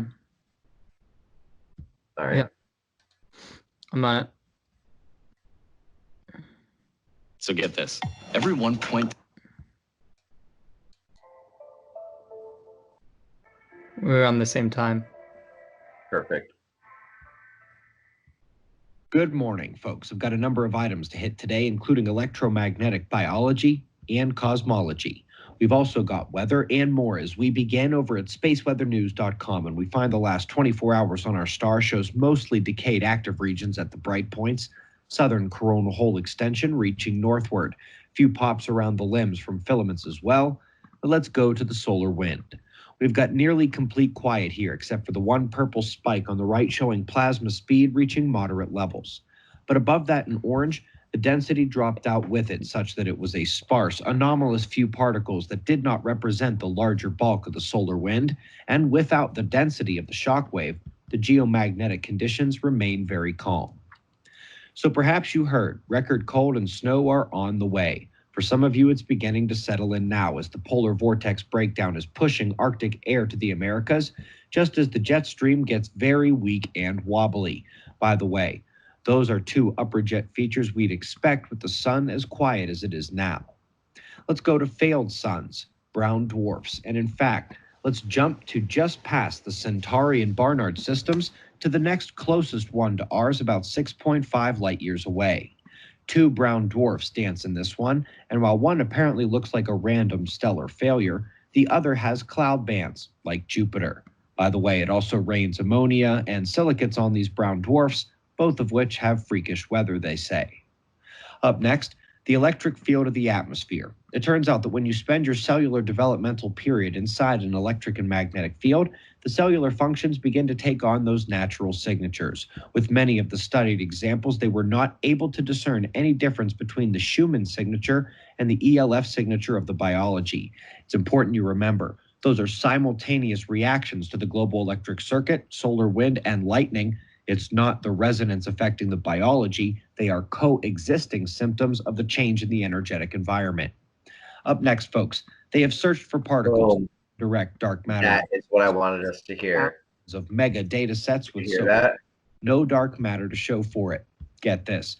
Group here from Lawrence Livermore National Lab wants to read That's all I wanted. Data to look for other possible signs and signatures they missed. To... They're literally going to go back through and fail 10,000 times all over again. Second, they're probably also going to end up failure. The other has cloud bands. How far? Like 1 minute and 45 seconds. This is what I really want to focus on, guys. And then we're going to pull up the article and we're going to talk about it. field of the atmosphere. It turns out that when you spend your cellular developmental period inside an electric and magnetic field, the cellular functions begin to take on those natural signatures. With many of the studied examples, they were not able to discern any difference between the Schumann signature and the ELF signature of the biology.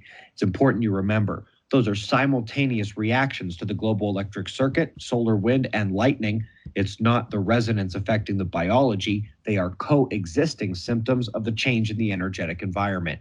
Boom. Next, folks, they have searched for particles, indirect dark matter effects in space.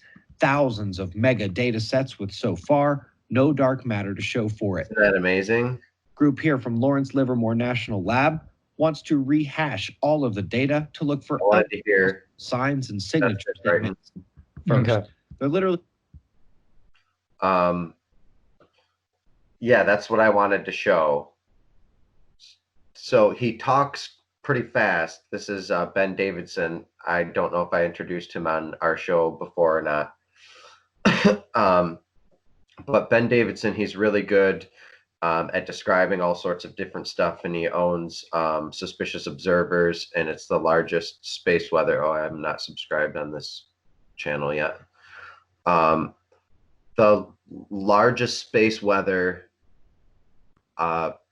company and the most watched space weather company that there is, and all of our weather that's gonna come to Earth, we can see it ahead of time. So it's like seeing the future, and what to prepare for. So in days or hours or whatever, couple days in advance, because a lot of this solar wind stuff takes days to get to us. But anyway, what I really wanted to talk about is that paper. So right up here is the paper. I pulled up the paper that he was just referencing, and this is so important because it's talking about how the atmosphere is I'm still trying to fully understand it myself, and I'm hoping that Ramon can help, because I'm kind of leading on intuition as well. I haven't read the article yet, is what I'm saying. Go ahead. What's the question? Did you hear what Ben was just talking about with the electromagnetic fields in the atmosphere and living organisms? Yeah. So, but what's your question? Without reading the article, I was gonna, I guess, pontificate to use an adjective about what it, or hypothesize what it might be, or what it is that that he's talking about here, and without reading the article, if what I understand what he's talking about is the creatures and the atmosphere are in tune, in gridlock with the global electric circuit. Correct. Like I was talking about, and like I've been talking about with sonobiology, and like the howling of the wolves and pulling different creatures in with I mean, really, all creatures are, there's creatures that farm. We've learned agriculture by just watching ants and termites, I'm sure. There's also farming, you know, we probably watched this eons ago. This is a subject that I'm going to touch on tonight on Greg J's show. Oh, nice. The paper I put out, the plasma electromagnetic sky, you really can't talk about what I just for short PIMS without talking about the hollow expanding growing electromagnetic earth, which is a hejime. So the two are the yin yang. Nice. In short, starting at the core and going outwards are these concentric shells, more or less concentric shells that have varying densities and charge behaviors, and they're not linear from our, in a classic sense of first we start with solids, then we go to liquids, then we go to gases, then we go to plasma. That's not the experience at all. We're not exactly sure what's in the core, but it's going to be some form of condensed matter, heavy water, liquid metallic hydrogen, a plasmoid, something along that line, because in space experiments, we know that the heavier matter tends to gravitate towards the shell, and that's mathematical too, that you can calculate Newtonian gravity. The gravity in the core is zero, or near to zero, because it just disappears as you get down there, and you have gravity pulling from all sides. So it's very likely that the Earth is not too different from any liquid metallic hydrogen or condensed matter apparatus. It's quite possible, in fact, that planets, all stars, start off at planetoids and then become planets, become gas giants, and continue on growing on up like any kind of organism. Growth cycles are all over the universe, and there's nothing suggesting that there wouldn't be.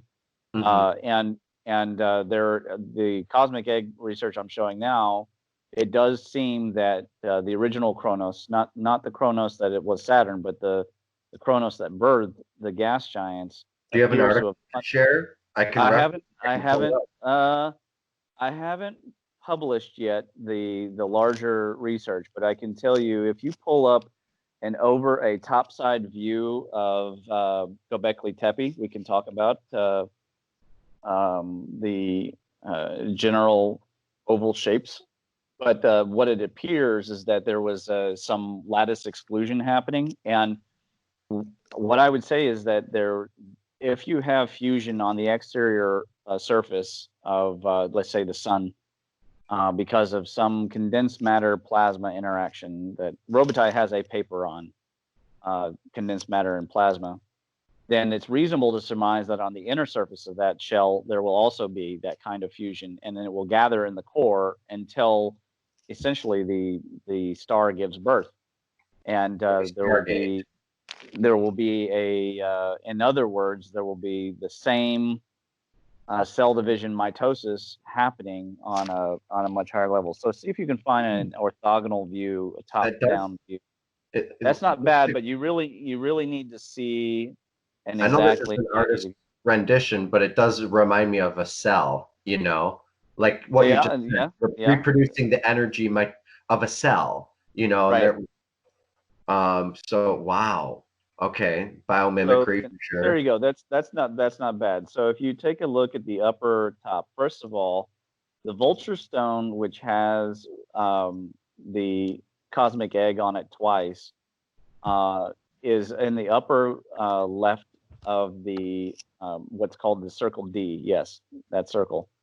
Now, this appears to be, it has all the hallmarks. It has the flat side, it has the elongation, it has what I call the chick, which is the hatching. In fact, where the chick is hatching is where the vulture stone is. And the vulture stone shows the vulture holding a orb that is has a bulge coming out of it. So it's self-referencing inside of this circle, or whatever you want to call it, the cosmic egg. The next two are younger shapes, and they appear to actually be the separation of the original god into the two brothers. So you have Anu birthing Enlil and Enki, and then you have some other object further down in the bottom left. So this is the research that's coming out with the ratios. So there's some interaction where these shells start to naturally form exclusionary boundaries, and there are interacting fields, and in the beginning of the cell's life, it's acting as a cohesion, and then it undergoes a desire to split, and there's electrical behavior that first brings all the material and then pushes itself apart. And this appears to be what happened to our Sargon. So when that happened, of course, it was a big flare event, and you had the birth of these two gas giants, and then it appears that Saturn gave birth again, and out of that came Venus. So the core, the heart, as the Mayans said, of Quetzalcoatl came out of his throat, and he set himself on fire. And so there was then a plethora of motifs around the world of 3 around each other. Then there were 4 around each other. And of course, we know eventually there were, the 4 gas giants. This process, I'm not going to say that's what the Earth is undergoing, but I'm saying that the Earth has these concentric shells of different behaviors, and the animals that exist on them are existing in the membranic space between the shells. So the ones that can fly, they have to contend with the boundary conditions between the denser atmosphere and the upper atmosphere.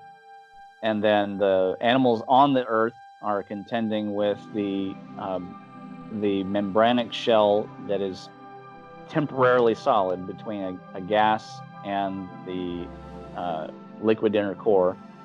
And then you have animals that are animals and plants that are surviving off of the, I guess, purified or completed product of water, which has escaped the mantle, which probably came from the core.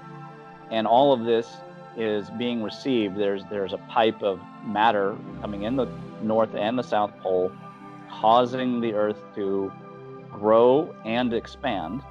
I talked about this often. Yeah. Right. I mean, its growth it's and factual. expansion. Yes. And its growth and expansion is not linear. We've seen periods of rapid growth and then periods of just very steady behavior. And it's not clear what instigates that. We don't know if it's a supernova, is the core capturing neutrinos, ejections. Is there some flare event like Jim Winninger believes, and that causes a major change?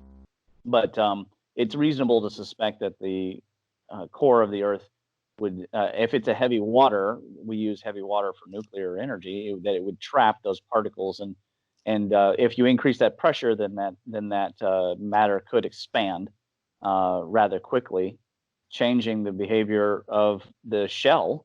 Because the shell is, if you take molten steel and you let it, you always have a little bit of a cool shell on the top, and it floats about. And we've got measurements now, 40 years ago, and then in the last few years, and these crusts have changed directions and velocities. Some of them completely 180 degrees. Some of them have slowed way down, and some of them have sped way up. And so these shells are bouncing around on top of this mantle. And we really don't understand how it's circulating inside, but it's almost certainly electromagnetic. But at any rate, that's how I look at the shells and our place in between. That in evolution, the best place for things to survive is at boundary conditions, like next to the vents on the floor, or at the edge of the forest and the meadow. Any place like that, you're going to find a collection of different types of nutrients, and that's where life prefers to be. And there must be something up in the air that, aside from just escaping predators, that attracts birds and bats and insects to a new type of set of nutrients. And it's probably the same. If Eugene's correct, then in the deeper layers of the crust, or between the crust and the mantle, there could potentially be an entirely different types of species, or more hardy species. This is a Russell drawing, exact same as a Walter Russell drawing, and he said this is how it works. He did the colors too, just like this, and just to throw Russell in the mix here, and ask you and incorporate an idea that I've been working on for a while here, and a theory that I'm putting together. I think that there's creatures that exist on these boundaries, these boundary conditions, electrical, like plasmoids, and like fissures, and like sound recursions that get trapped along the boundaries. I mean, boundaries are formed by stuff a lot of the time, and a lot of stuff, like you said, things live on the boundaries. So what I'm proposing is that the membrane of the memory of Earth is out here and can survive out here. If something catastrophic happens to the Earth, the memory can happen and resolve and reconnect via the Van Allen belts, the aurora. And this is electrosonic speciation theory that I'm calling it right now.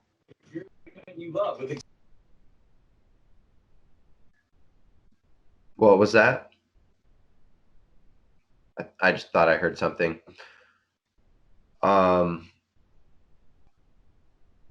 So yeah, I got this idea because of the sound of the auroras, listening to the sound of the auroras and how it cascades and works through creating all sorts of different, and the shapes of the sounds that are made are identical to the Dougherty network. So it's like their sound is building a scaffolding network out here to pull. Are we talking about the whistlers? Yeah, to pull energy. I haven't introduced this idea fully to Ramon yet. This is a botched kind of presentation of the ideas. Once you hear, if you've heard it, Ramon, have you heard the Northern Lights? Have I heard the sound of the Northern Lights? You mean? Yeah. I think that you played it on Electric View one time, but go ahead and do it. Well, I've done it a few times, and what my point is that the creatures are making the same sounds as. Well, that makes sense. As the net itself, which is like the same self-referential network of the Dougherty network that I'm talking about, recursions on all scales.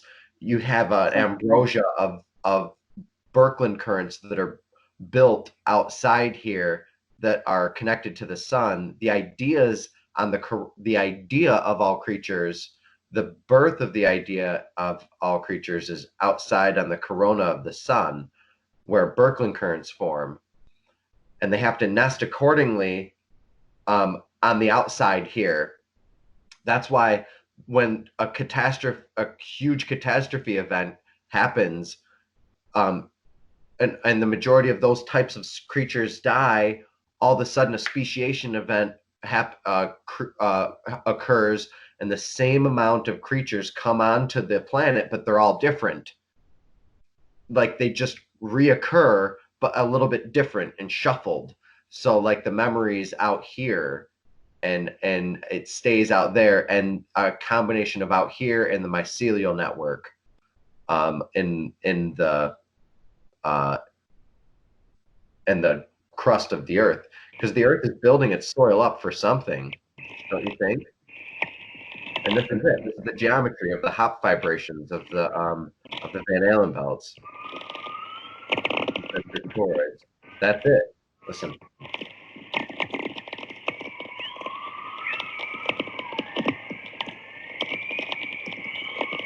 Static is lightning.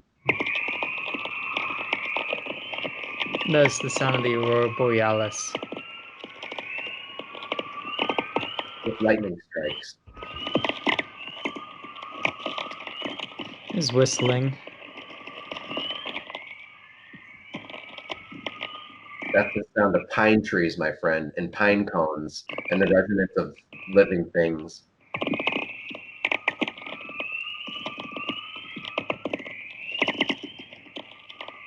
The gut microbiome of Earth.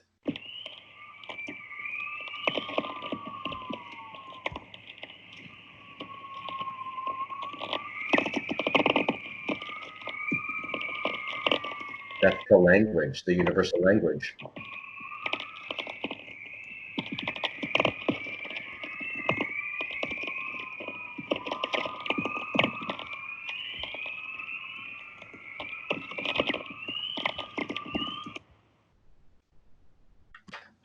Thank you, Brighton.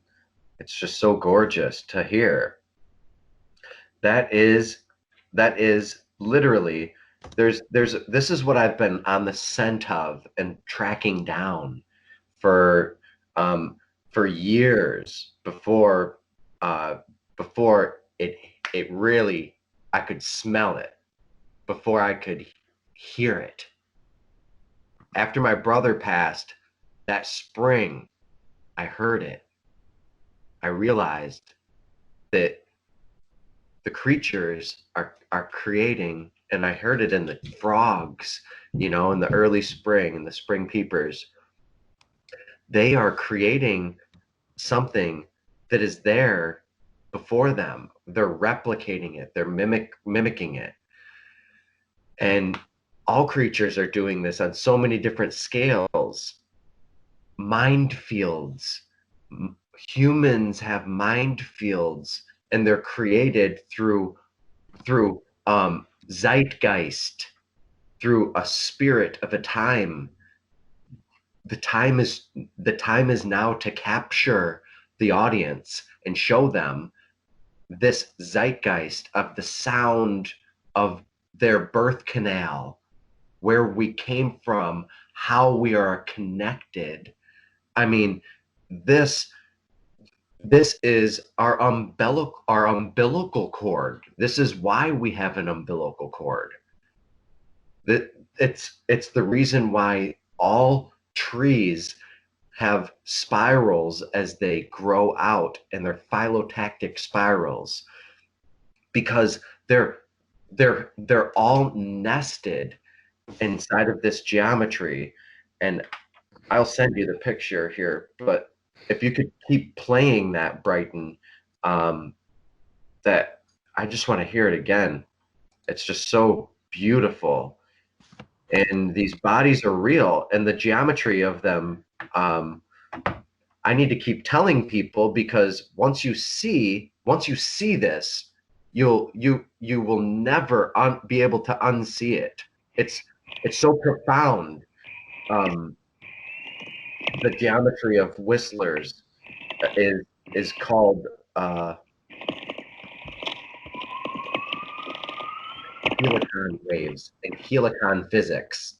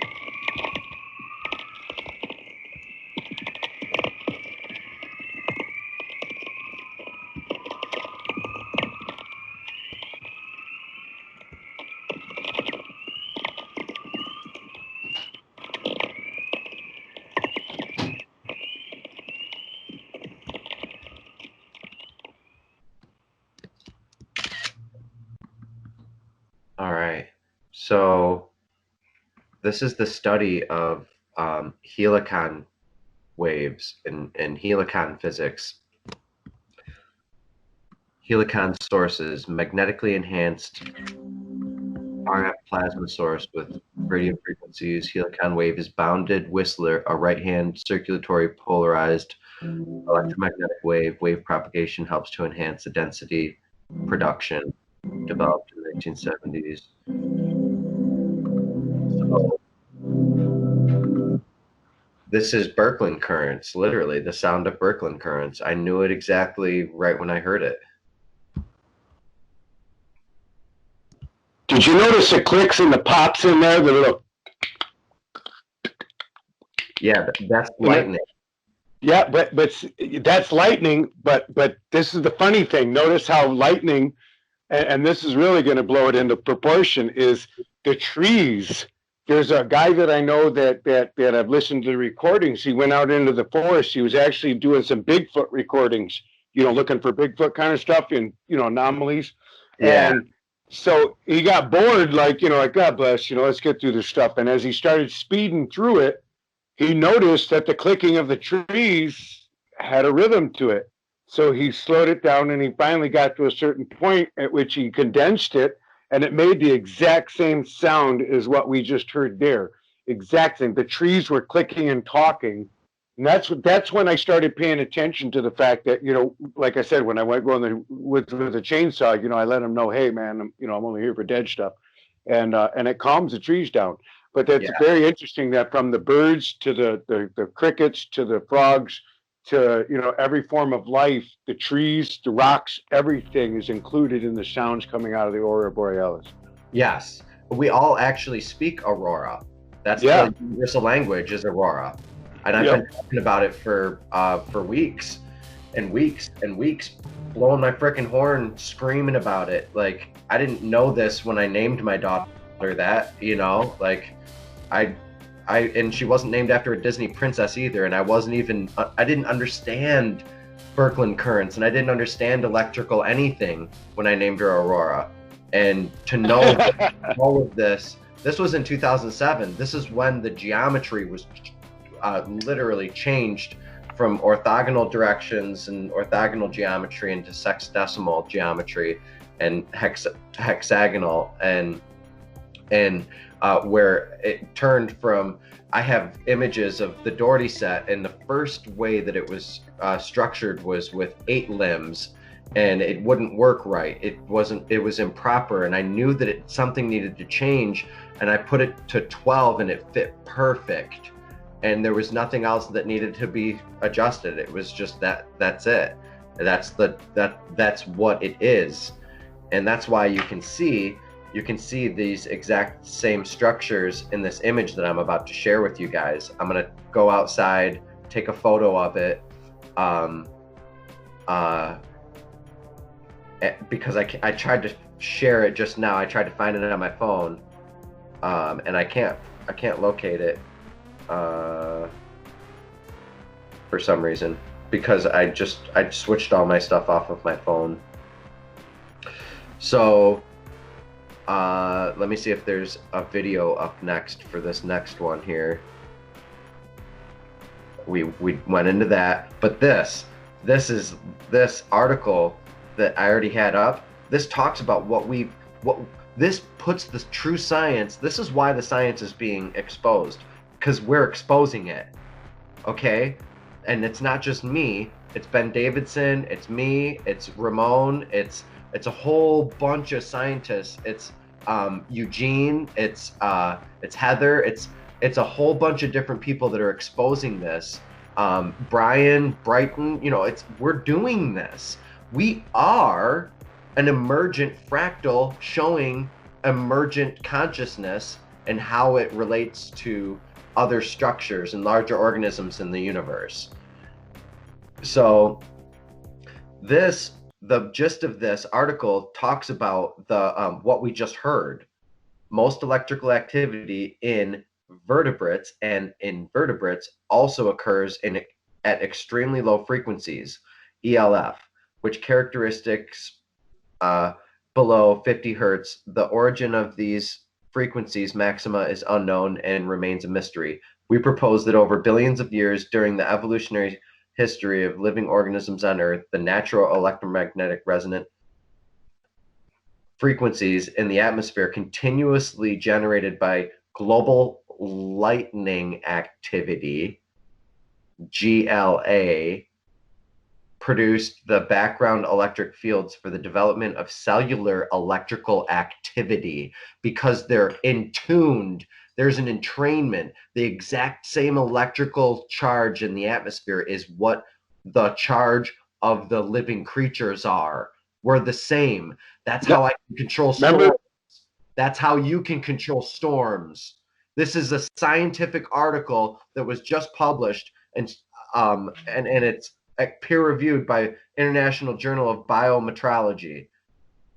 Shit's real. Sorry. Go, Brian. Remember when I told you a few episodes back about the fact that they actually have to have exactly the same amount of electrical strikes from lightning every year to keep us at an F-sharp patterning so we don't progress.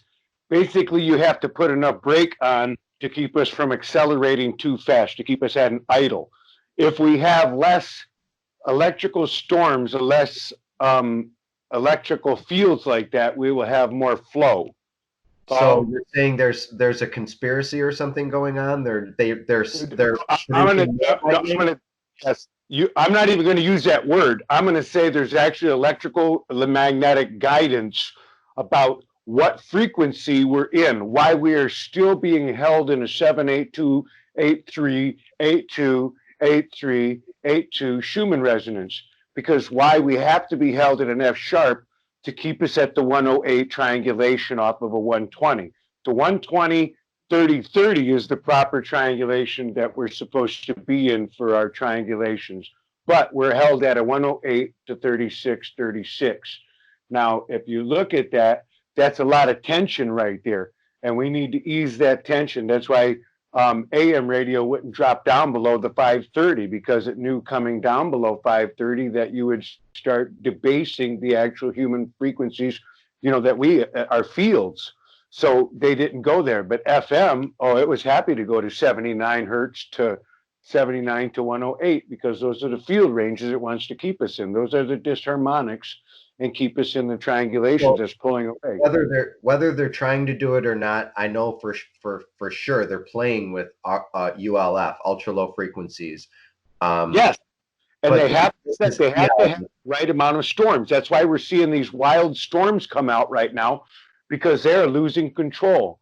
Because that consciousness that's come, we're flipping, and from it's going to start in 222.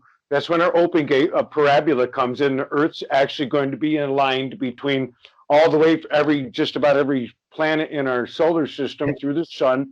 That's when the movies are going to come out. They already postponed most movie releases until 3/22. Thank you. Because why? Because that's what's happening. See, these are all written in the stars, and I've just literally started to understand it at an intimate level. Mm-hmm. And I'll give right here where we're at, from the geometric view, and everybody here, from the little sideline conversations that have been attached to these, and we all float in and out of them, the BBMM and everything. Just a great combination, because I it's almost like, for me, it's almost like going to news reports. This becomes part of my CERN reports. This becomes part of my pole research, the polar shifts. This becomes part of my electromagnetic shifts, my atmospherical charts. This just becomes part of who I am every week. And in that, I actually understood that the pieces of 8 aren't just 2 cubes spinning, there's 3. And the third one is the ruling one. That is the one that determines whether Horus or Set is ruling. Now, Set got to rule and put us into the desert for a while. And notice everything turned to a desert and everything was dying. And we're about ready to come back into Horus. Now, the interesting thing is that everything from back in that time, in the time of Leo, and I calculated this out, that this goes back to 8,000 to 10,000 years ago, depending on how you look at the shift of the precession of stars. But you look at the fact that the Cancer came in right after Leo, because that's when the Leo Sphinx was defaced and a pharaoh was put in there. So that was the Cancer. Then right after that, you got Gemini, then you've got Taurus, then you've got Aries, Pisces, and where we're at now in Aquarius. So since everything starts at Aries, we are definitely a whole cycle past then. But the cool thing is the third cube is the unseen one. I never even knew it existed, but it's the reason why we have 12 different notes in the circle of fifths. Otherwise, there would only be 9. But there has to be 12, because there's actually 3 cubonics interfacing. Isn't that interesting? So therefore, we're not looking at the precession of stars as 12 in a whole. We're looking at literally 3 pieces of 4. So you're looking at a rollover of 4, a 4 into the 5th, beget the 6th, rolls over 7th, 8th, 9. See what I'm saying? Then you've got the other one. And as they come in, this is how they know when they have to make their moves. This is how they knew the COVID-19 comet was coming in. This is how they know that they had this. This had to happen in 2020. This is why they had the what do you call them? The rituals back in June 14th of 1943. To have it so where the baby that was born would be president. I mean, these things are all mapped out by celestial alignments. and we're coming back into the flip gate. When this flips over, the interesting thing is the time when all this happened, the stars are exactly the way they are now, except for 180 degrees out. They're reversed. In 2002, the what's it called? The we just had it in here. The stone, the Henway stone, or the Hen. I think it's Henway. The Hen. That it starts with a hen. I can't think. The stone. God, I can't think of the guy's name now. I'm really Fauci. What's a Henway? The Henway stone. Yes, the Henway stone. Now that points to everything in Giza. Now that had a marker to 2002, and if you look at that, that lines up with the time of no time in the Mayan calendar. That 2012 was the center of the time of no time. So 2002 to 222 is the open gate of rewriting history. And as we come into 222, we open up into the open parabola, which basically the Earth is going to be weightless. It's going from one pole, of a bank, and it's coming back over the center of its own, wobbling. And now it's going to center out. And it's almost going to be weightless. And then the whole universe is going to be pulling on it. So then between 222 and 224 is when we flip pole shift reverse-wise. And now the Sirius B will not be our southern pole star. It's going to be our northern pole star. And we are going to shift because of the changeover of houses. We'll be in the house of Horus and the flowing of the water, and no longer in the desert without the water flowing. And we're saying goodbye to Polaris. Polaris is gone. That's why Saturn is losing all its rings. It resonates off of Polaris. But now it's going to be back in proper alignment in the house of Horus. And there's a lot of scripture. There's a lot of cultural facts. There's a lot of ancient writings that talk about this, that when the prodigal son returns, there will be harmony. And that's how we have 1,000,000 years. If 1,000 years is of a day to the Lord, and the Lord says there'll be 1,000-year reign of peace, that's 1,000,000. Does that make sense? Yeah. That's exactly what we can expect. I tried to figure out how we could stop all this. We don't have to stop it, fellas. We just have to ride it out. You just have to learn how to ride the bull. That's it. Not get gored by the horns. That's all we have to do, is survive this moment. Not be, clean ourselves out. Don't eat any meat. Refrain from eating meats, because they're going to pollute everything. We're going to get rid of iron, and the whole idea of an iron being the anemic. Oh, you're low in iron, you're anemic. No. It's the interference with the flowing of vitamin K and not having the light variances. They are poisoning the meat. You're right. Yeah, they are. It's in there, and what they've done is they've actually fed them this agrobacterium that I'm talking about. This stuff's 8,000 years old. They've been feeding it to cattle and pork and everything like that. And I just read the story of Moses, where what's that? The eclipse. It's going to be a world party. I'm throwing a world party for my birthday on 4/8/2024. Cosmic says it's the flip, and it's the flip. It's my 40th birthday. So wow.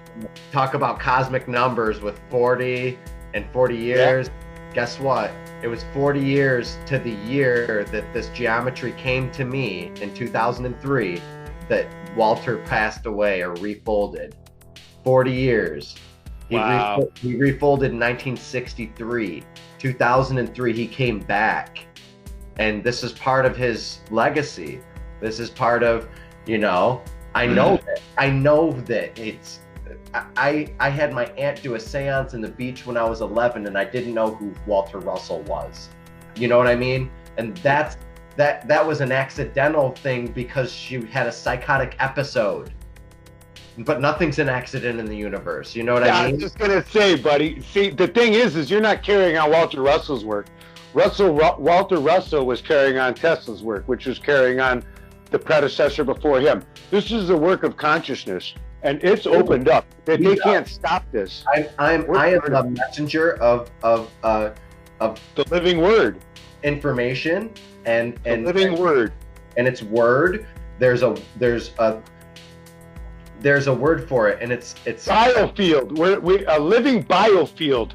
That's the word that was coming to mind when I was thinking in my mind and catching on all the electromagnetic movements in my body. The biofields. This is it. You guys, This is it. okay? Let me explain this for a minute. Those helicon waves. I've been studying the Dougherty set for a long time, and these are nested toruses that oscillate inside of each other as channels that create the umvelt of different world creatures that are inside of each other. And they are nested sequentially inside of these number systems. These numbered systems. This is the first. Like we were talking about, like Michael brought up Michael Costello, or what's he's on the group here. What's his last name? Anyway, Michael from our group here, he brought up Michael Camrio. Camrio, yeah. Yeah, that's it. Camrio. He brought that number system up of 0, 0, 1, 2, 2, 4, 8, 16, 32, 64, 128. That's this filament. That's what that filament looks like. That is what the binary sequence of the unfolded, that's the fifth dimension of what a cell is connected to, the larger helical outside filament. It's hard to kind of express and explain, but when you understand how a cell divides in that same sequence, that's this. But then this next one here is 3, 6, 12, 24, 48, 96, and it goes down and it nests inside of itself sequentially inside of, and you see it all depends on compression and rarefaction. It's only the size of the distance of the sphere off of the center source that depicts what it becomes and what it is inside of the system and sequentially nesting. That's why there's subcategories and categories and phylums inside of biology, because similarities exist. Similarities exist. This one might be wolves down here at a very hierarchical structure that are this number right here that's controlling all of these numbers because it is so nested inside the system. You see what I'm saying? And this is all magnetohydrodynamics. And this is all helicon waves, and they're formed. Look at it. That's a helicon wave. You literally, what you're doing right now, buddy, is giving definition and meaning to all the junk DNA. If you look at our junk DNA and you look at other junk DNA, really what it is, it's all the same DNA with different rollover characteristics of what's dominant and what's being charged. You know, our junk DNA, I look at it like the junk drawer. You know, you can't build a project if you don't have the set. Sorry to interrupt, but yeah, it's going to turn on. No, I'm done. Yeah. You know, and like if one thing were to change in our ecosystem and in our environment, our DNA were to would turn on or regress, or you know what I mean? Go ahead. Yeah, our RNA. Now, see, that's the beautiful thing. See, the RNA is what you made you, and the DNA is the title of who you are, and that's why the only difference in the two is a T and a U. And the U, you know, is the lower self. The T is the title of who you are. And you're absolutely right. And that's where I found out that the agrobacterium has actually been changing our RNA because of what the influx is, changes the RNA. If you change the RNA long enough, as the DNA starts to reset itself, that T cell will sooner or later be subjected to that missing codon, extra codon, whatever it is. It will recalibrate itself, and then therefore you become a new being or an incomplete being. If you know Russellian science at all, then you listen to Elon Musk's talk on Joe Rogan. I'm bringing this up because it's important, and a lot of people see it, and a lot of people look to him as a futurist type of thinker. I know for a fact these ideas are symbiotic, and what's happening is the show's been hijacked.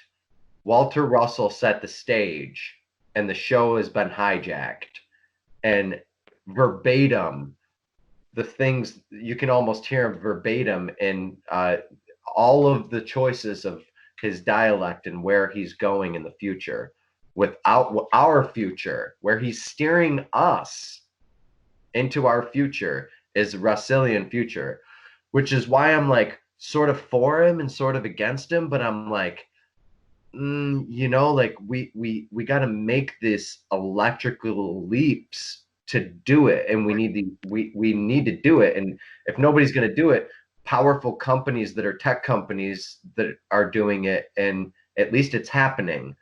So now we see Spot Run, and we see spotting us. Maybe that's why it was named Spot, because it's the simplest thing. Well, but this is what I get with what you're saying there, and my hope and why I'd like to share it with that, you know, with everybody here. My saving grace is this: once they take, and this is biblical, this is scriptural, you know, a lot of the stuff that I talk about, I always have some kind of a scriptural reference. That's my litmus test, you know what I mean? But that being said, there's scripture that says, let you build up all your storehouses, let you do all your, you know, your evil with what you've done, because I will come a day when I will take it all from you and it'll be given to the meek.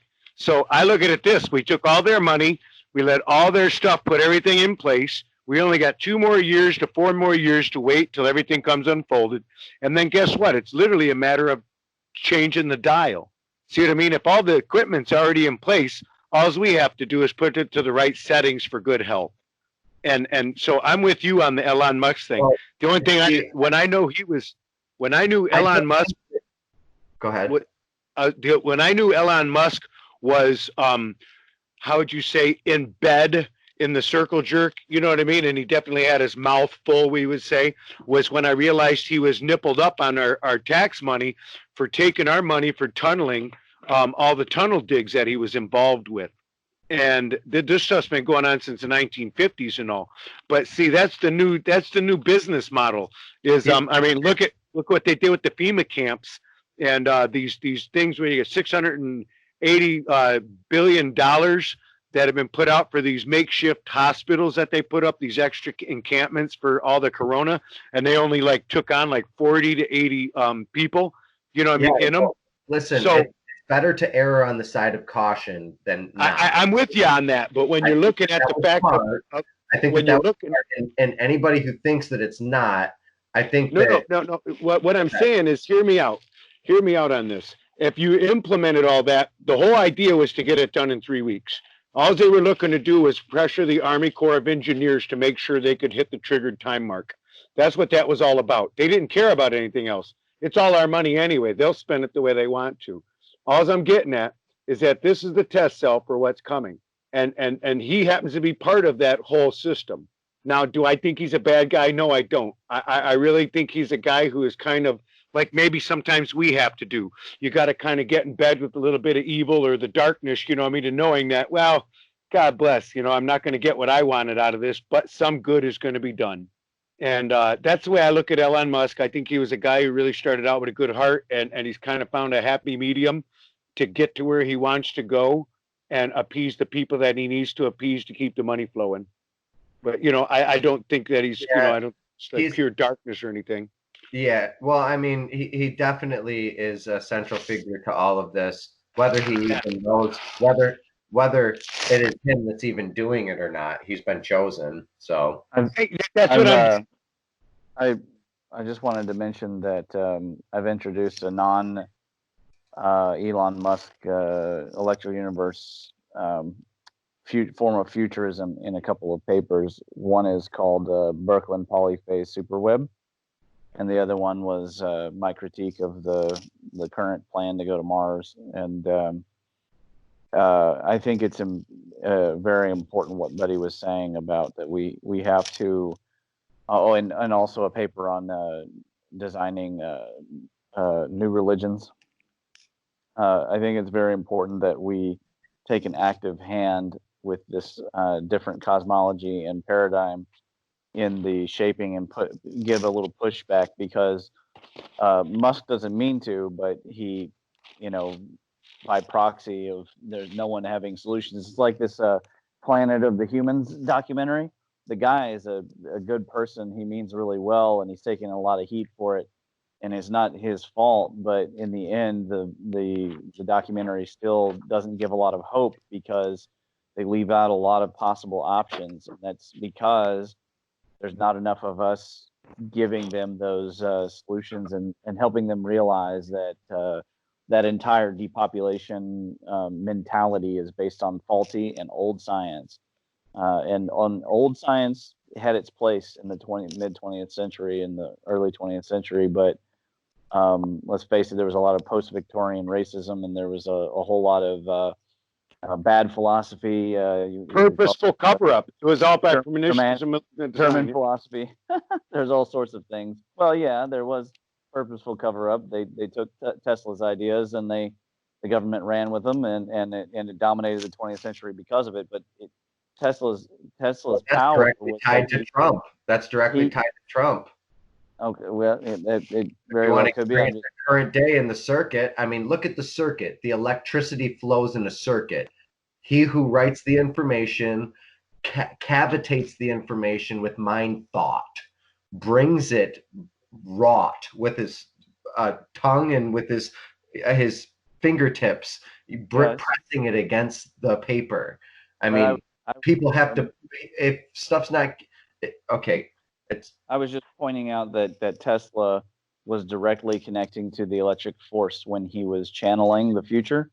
He was specifically connecting to his work and his clairvoyance, and when he brought forward all those ideas and he gave that to the U.S. government, and they didn't use him, but they did use his ideas, and all of his ideas in his biography did come true, down to the atomic weapon and drones and everything. And we have to tap into happening with you and me right now, Ramon. We're being used for our ideas. That's true. That's true. So, I mean, you can see it. We post new stuff and then people post it, but that's what a recursion of an idea is. That's what we're supposed to do. That's what embeds the idea. It's the seed. As long as that fucking seed gets planted, man, that's where the shit happens. Nobody digs up a seed to see if it was growing or not. You wait until you see its evidence. Absolutely. Yep. And nobody planted it. Nobody ever gets credit who planted that fucking seed. But it's the person who propagates that seed that gets the credit usually. Thank you. And I'll go with let's go with how we talk about right here at this transference of information that we're doing. And David Schurmeyer happened to come up on the thing, like the Q thing, like he posted something that may remind me of that. If it wasn't for David Schurmeyer and the conversations we had prior to him actually enlisting one of my experiments, I wouldn't have had verification of the vortex, the releases of the vortices and their acceleration values had he not done that for me. Now, when he did that for me, that catapulted me to understand that I can take it to the next level. You know what I mean? So just sharing that one little information, like you said, buddy, you know what I mean? That person takes it, they eat it, they spit it out back to us again, they regurgitate it. It goes through 3 other people, somehow or another it comes back to us, and we see our own work in a whole new light, like a child. What kind of technology is this guy wearing on his head? Okay, I want that shit. Okay, what kind of tech is that? I've seen this picture float around. That's a phylactery. That's a phylactery. That's actually, remember it said write it on your forehead. Yeah. That looks like an actual Jewish phylactery. Now look at how he's wearing the white over the top of his head.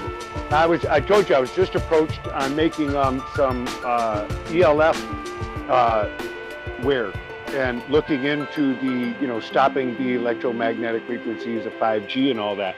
And in the midst of it, this is funny. You just pointed out this picture here. In the midst of it, I realized that that's exactly what they wanted. They want the fear state because guess what? Because of that Schumann experiment where they put all the students down underground and separated them from the residents, they got sick. Imagine if you put on all this clothing every day and you did not get any ethereal energy. You're killing yourself. So it prompted me to actually go into a beautiful augmented, it's got 3 different colors in it. It's white, bronze, red, and blue. And by the degree of variance of which way they intersect at 30, 60, and 45s determines on which pure light energies they're going to get through. Now, the gentleman that was wearing that phylactery, that white Again, we'll go with the white and the gnats. Remember, the gnats are attracted to the white. The white is the negative of the pure light. That's why the Christ came wearing pure light. That's why Gandhi wore pure light. See, I mean, when you're wearing the white sackcloth, you're literally in the weave and everything, depending on your fabric count, whether it's high Egyptian cotton or not. But your fabric count is going to determine how much gets through to you, and you're absorbing pure light. I know about that. There you go, right there. Now, see, that's what I'm talking about. The pieces of 8. Now, you're actually looking at 2 of them are always aligned. There's always 2 of them aligned, and they'll keep switching in there, like that Hellbent movie or that Hellraisers movie in that box. See, we're looking at 2 of them in a 2D, but if you were to turn this into a 3D or 5D movement where you can show the movement of everything, you would actually be seeing there's another square where we can't see. And those are only representations because it's really one square. Now you can see it in here, one square in the very middle that's done in the black. And then there's squares inside of squares. Yeah. And there's the master square. This is what the universe is based on. It's the inverse square, inverse cube lattice. That is it right there. And that's what they've been trying to stop, and they know the moment's coming, and they can't stop it. We just have to survive it. I once had a job that if I would have went home on a 12 o'clock on that Friday, I would have had my job on Monday. But I stayed and I pressed the nuts on my boss for my raise that he was supposed to give me. He fired me instead of giving me the raise. And on Monday, he was fired for being caught. Basically, I'll call it this. He was a cat putting too many turds in the cat box, and he uncovered all the other turds covering up the last turd he put in. And I didn't last it out. So that gave me wisdom to know that all we have to do here is outlast this moment. And the ever-loving, the creator of all things, is already correcting his own. Guess what? It's the people, and they're making fun of people who think that they're going to ascend. I mean, go ahead and keep making fun of people that think that they don't and do ascend if you want. But there's a lot more crazy miracles than ascension. I mean, come on, we're here right now. We're a flesh body, like a meat sack sitting here with a soul, and a life connected to all other crazy other life organisms. As you say that, that's an interesting point. In the rapture, even, let's go with the religious view of rapture. There, me and Buddy, we're just sitting back. Let me just finish that thought, because okay, go ahead. As they sit here, actually, I messed it up. Go ahead. Sorry. Well, maybe I'll bring you back to it with this statement then. I take everything back to the Aramaic. Okay, it was all written in Aramaic, and then it went to Greek, and then it went to Latin. But I go to Aramaic for one. That's my nationality. That's my heritage of the Hebrew. So in the Aramaic, the ascension and the rapture isn't about one. When it says 2 men working in the field, one will be taken, one will not. 2 women found grinding in one bed. Basically saying 2 lesbians, one will be taken, one will not. 2 men, coupled in sex. Grinding the earth. No, but see, there's sexual orientations. It depends on which gospel you watch. All right, they're not just milling in the field. It talks about 2 women grinding in one bed. That's basically saying that there's a succubus and there's an incubus and a succubus, whether it's feminine or masculine. That's like a new interpretation of a lesbian Bible or something. Yes. What I want to get on point is, what I want to stay on point is, that it's not the fact that all of a sudden, 2 lesbians were screwing and one disappeared and one got left behind. It's not that left behind thought. It's not the fact that me and Buddy were sitting on the bank fishing and all of a sudden, poof, Buddy's gone. He goes to heaven and Brian doesn't get to go. No. The word that is actually used back then in that connotation is awakening. So let's look at it with the word. 2 people. Can I tell you the vision I had? Okay, let me finish this thought real quick. Yeah. No, what I want is just for it awakened. So now me and Buddy are sitting at the river. We're fishing. Buddy gets awakened. Buddy tells Brian all about his awakening. One got awakened, one didn't. 2 women working in the field. You know what I mean? One woke up and said, hey, this is totally stupid. Why are we doing this? You know what I'm getting at? People, if you get it, 50% of the people will wake up and 50% won't. Nobody gets taken into heaven like they're saying. That becomes a fairy tale. But when you understand the root words of what they're saying and what the real context is, you can understand that we're right where we're at now. We're the awakening people, and we're to awaken other people up. Go ahead with your thought. I'm finished. Thank you very much for allowing me that space. I've been having these weird visions, and this is one of them. Something, and I'm fishing for it, but it's like there's, I kind of think I witnessed some sort of a rapture, some sort of a and it was very biological, and it was like underwater. It was like everybody was underwater, and and we were an algae, and when we built up enough oxygen underneath this membrane, we floated to the top, and we came to the top of the water, and everybody came together as a colony, and some people were left at the bottom, and some people were left at the top, and you felt sorry for the bubbles that weren't able to make it, because they were stuck underneath the next sheath, waiting for the next layer. You know, I mean, let's get real. If you want to take it to algae level, this is my vision that I kind of had, but it was very biological. Now, can I interpret that with you? You have moving water and you have stagnant water. We're in stagnant water right now. We're idle. And you have the moment where we're moving into the flowing Christ. That's what I'm saying. I always wondered how the waters were going to be opened up. My only obstacle to fix this world is how to get the people out of the way that are standing in the way of giving my loving world back. Follow? So that was my big quandary. When I realized that it was already being done for us. See, those moving waters are coming. Those flowing waters are coming. And you're right. Certain people will be left behind, and it's going to hurt, and we're going to feel bad for that. I'm already watching. I take care of old people. So and I watch them drop off. Are we in the 7 years yet? Yeah, we are. We are. We're coming up on the zenith of it here in the 21 half. 3.5 years in. Thank you.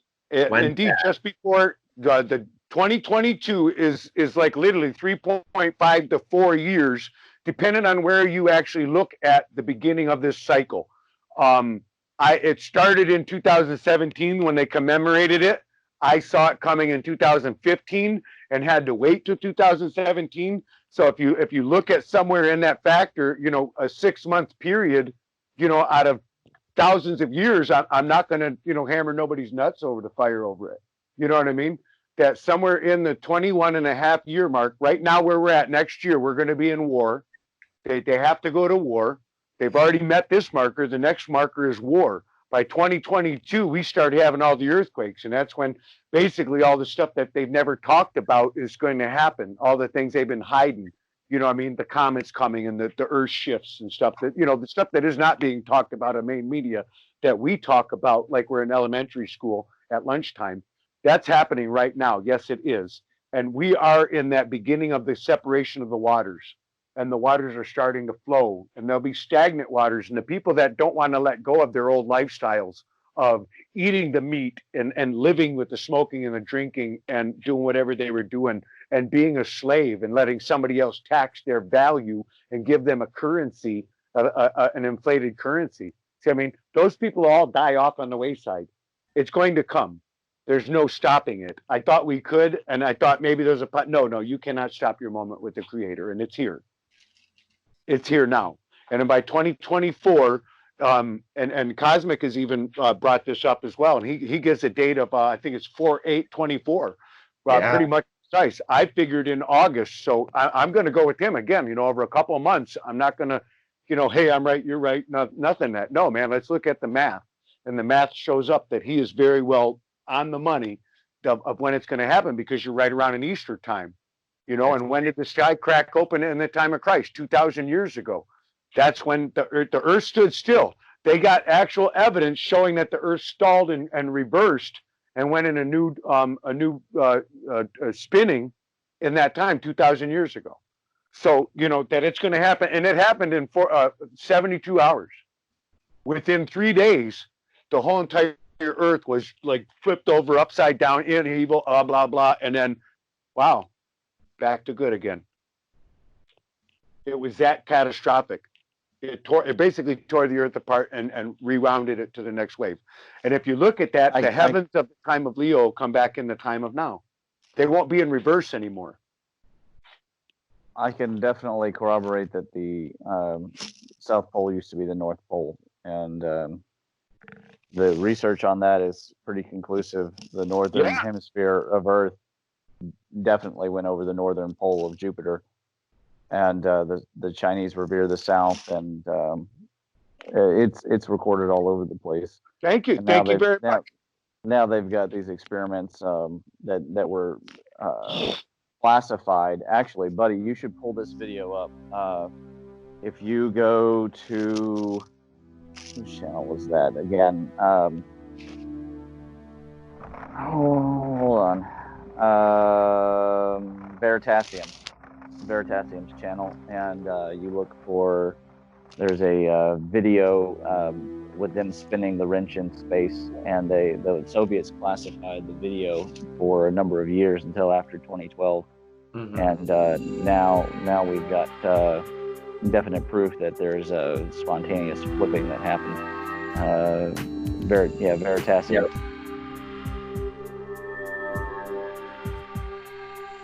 And they're fighting it. I think it's for the off. And that's why the electrical storms right now. Sorry, it's all bogging. Oh, okay. Yeah.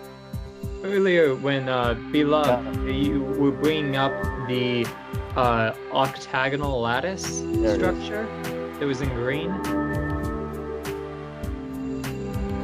Before we were talking about the symbols. Yeah, that is one of my art pieces, but there's actually a study behind it. It's right along there. Yeah, you go over about 2 more. And this study was about the Rubel-His, the structure called the Rubel-His, which is a geometric lattice, seamless Rubel-His, composed of 2 tilings. And I've been studying it for quite a while because I had a vision about this lattice, and my goal was to make the Rubel-His into a fractal and seamless lattice at the same time, which I was unable to do, still am unable to do, but I've spent about, I'd say, a year working on this lattice and still haven't quite figured out the I would love to help you with this. I think I can help. Right. Could you turn the fractal, what'd you call it? Fractal His? Yeah, this is one of my lattices, and I've tried making the Rubel-His into a fractal. The reason why is because you take a look at the flower of life, and we acknowledge that it's a lattice, and it's also a fractal that can be turned into a fractal very easily. However, which is, if we take a look at what that structure is, it's a triangle, and a triangle at 180 degrees, rotated 180 degrees, so that they're dualistic of one another. In the same fashion, the square can be rotated at a 45-degree rotation and be dualistic to its counterpart, and it would be, instead of a triangular-based fractal lattice, it would be a square-based fractal lattice. But I'm already seeing a lot of relations and connections between the Penrose triangle and Penrose impossible triangle and this lattice in the 3rd dimension. Now, can I interject something in right here, if you don't mind, on what you're saying, to go with it? Now, the one word that I haven't heard you mention at all, which is just recently come to me, is you haven't mentioned the flipped gate. You know what I mean? You haven't mentioned the flipping factor. When the 6 becomes the 8 through the 7th gate, all right, then therefore the 8 becomes the 9, which therefore becomes the 1, which is therefore the whole of 0, because the 9 becomes 1 just like in the 12th becomes 13. The 13th warrior is the completion of one whole circle of the circle of fifths. See what I mean? So the same thing in the 9. And there's a flip gate in there. And I didn't really realize that. And I'm just going to give my Richard and Cosmos, all you guys in here, you know, it's yes, it's in the center. Thank you. And that flip gate happens there. Now they actually have like a mobile, the Earth, the planet, you know, they got the rings around it. You ever seen them where they got the actual flip rings that go around the globe? And you know, some of them have a it's the universal model or the galaxy model, and they have the little spinning rings around them. That's exactly what these pieces of 8 are doing. These flip gates of 4, and that's how I realized that the 12 zodiacs are really not. They're not in 6 or 3. They're in 3 boxes of 4, and that's when I realized that, oh my goodness, there's not 2. That's the secret to it. And I'm sharing it with you now because I don't want the credit for it. I don't give a shit about $1 million Nobel Prize. I've spent $1 million, and the Nobel Prize can kiss my hairy ball bag. They give it to freaks and nuts and fairies. I'm just, you know, they pay it off. That's a payoff to somebody for whatever they want. So I want the truth out there. I want the truth, and I don't care who. I don't even care if I get to see it. Just let it be beneficial to our children, even. But I share this with you because that 3rd square is the most important. It's the unseen one. It's like the missing top of Giza. You know, it's that important, and it's a flip gate, and that's what causes it. And you're actually seeing. Imagine the one square that's at a triangle, right, or at the 45. That's the Swasi, and we're in an inversion right now with that. Now, if we look at that, where we're at, we're about ready to flip back to one full cycle. We're coming up in a full cycle. So that means that we're not complete. We definitely got 1 million years to come. So that means there was a lot of time before us, and you have the time that is coming after us will be after the flip. Now, once this flip is there, the tension will no longer be there. This 33, the whole 33, the 3 degrees before and the 3 degrees after, that's what that means. It's not really 33. It's 3 plus 3, causing the tension of 6. Now you got 36, 36, and 108. Therefore, you've got the 180, and we should be at a 30, 30, 120. See? So that's all I'm trying to say is that in that middle there, the little tiny square is us, if you can imagine that. And that one there is the one that's flipping. And the 2 big ones are like the 2 plates on the side. And look at them as octave end measurements. So like they're the beginning, the alpha, and the omega. And we're in the middle flipping to the gates as those 2 spin against each other. And that might help you out. And I think I can help do, I can't do because I don't have the technology at the moment, but I could do up some really cool drawings as to what I'm talking about as to how this thing is pulled, you know, geometrically and harmonically because of what note is being played at that time, what octave or scale. That's why there has to be 4 in there instead of just 3. Because if you have 3, that makes a chord, but who rules it? See what I mean? Who's ruling the chord? The chord that gets ruled by what? The measure before it. See, I mean, that's why you have to have that 4th hold in there. And that's why the pyramid has the 4 points. Yeah. All right. Thank you. I'd actually really appreciate if you could draft some of those visuals and pull them up. In the group chat, I've just shared a link to the closest that I've come with the study thus far, because that is a very old visual, the green thing. And this is in the Skype group chat. We can come back to it maybe later. But it's a video on the honeycomb structure of the Rubel-His, the seamless. Yes, there you go. That right there, that video you just, part of that video where that little nut was flipping like that. That's exactly what the squares are doing right now. That's us. This is it. That's us in a nutshell right there. All right. That is exactly, that describes what's going on. Now imagine the sides of those fields. You know, I mean, the field that is holding that into place is the 2 plates on each side. Like the same thing with doing the Hutchings effect. That's exactly what we are. We're the square in the middle. That's us right now. That is our Earth. Pronounce that. Okay, that's it's like a flipping polarity. That's the theorem. What was the other one? The math for this would probably be really whack. But see, now the reason why this one's flipping so erratically is because his recessive pole, see, the recessive pole only has dominance to one side, so it's an offset. If this right here, actually, if he had an intersecting perpendicular pole that had the flux going out the other side of the, you know, the dominant pole, he would have a lot more control of that. Does that make sense? Right. See how it's flickering through the air, and only one half goes into the one major dominant.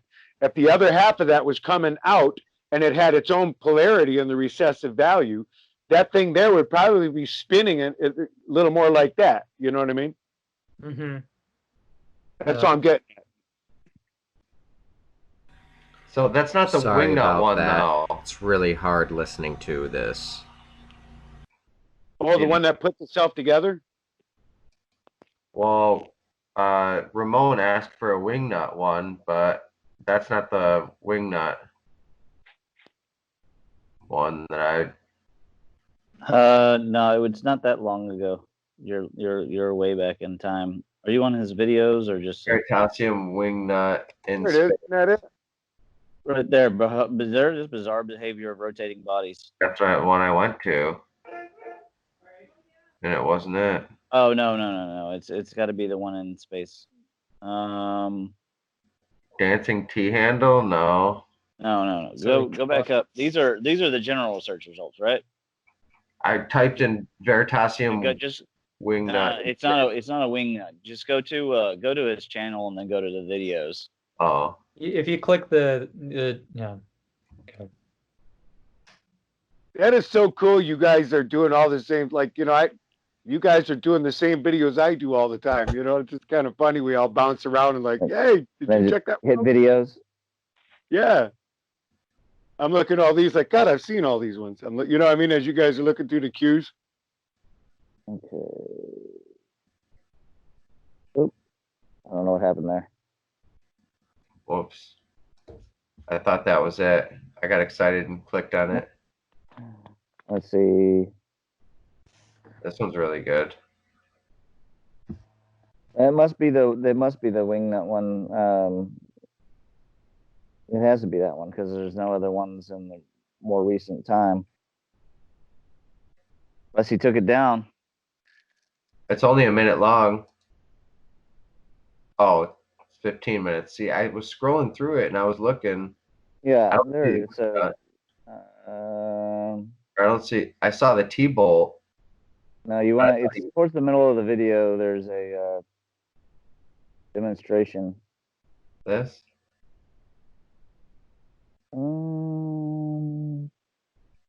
He shows like a lumpy ball, and he shows it flipping in actual in space. He said, there it was. No, he went. There it is.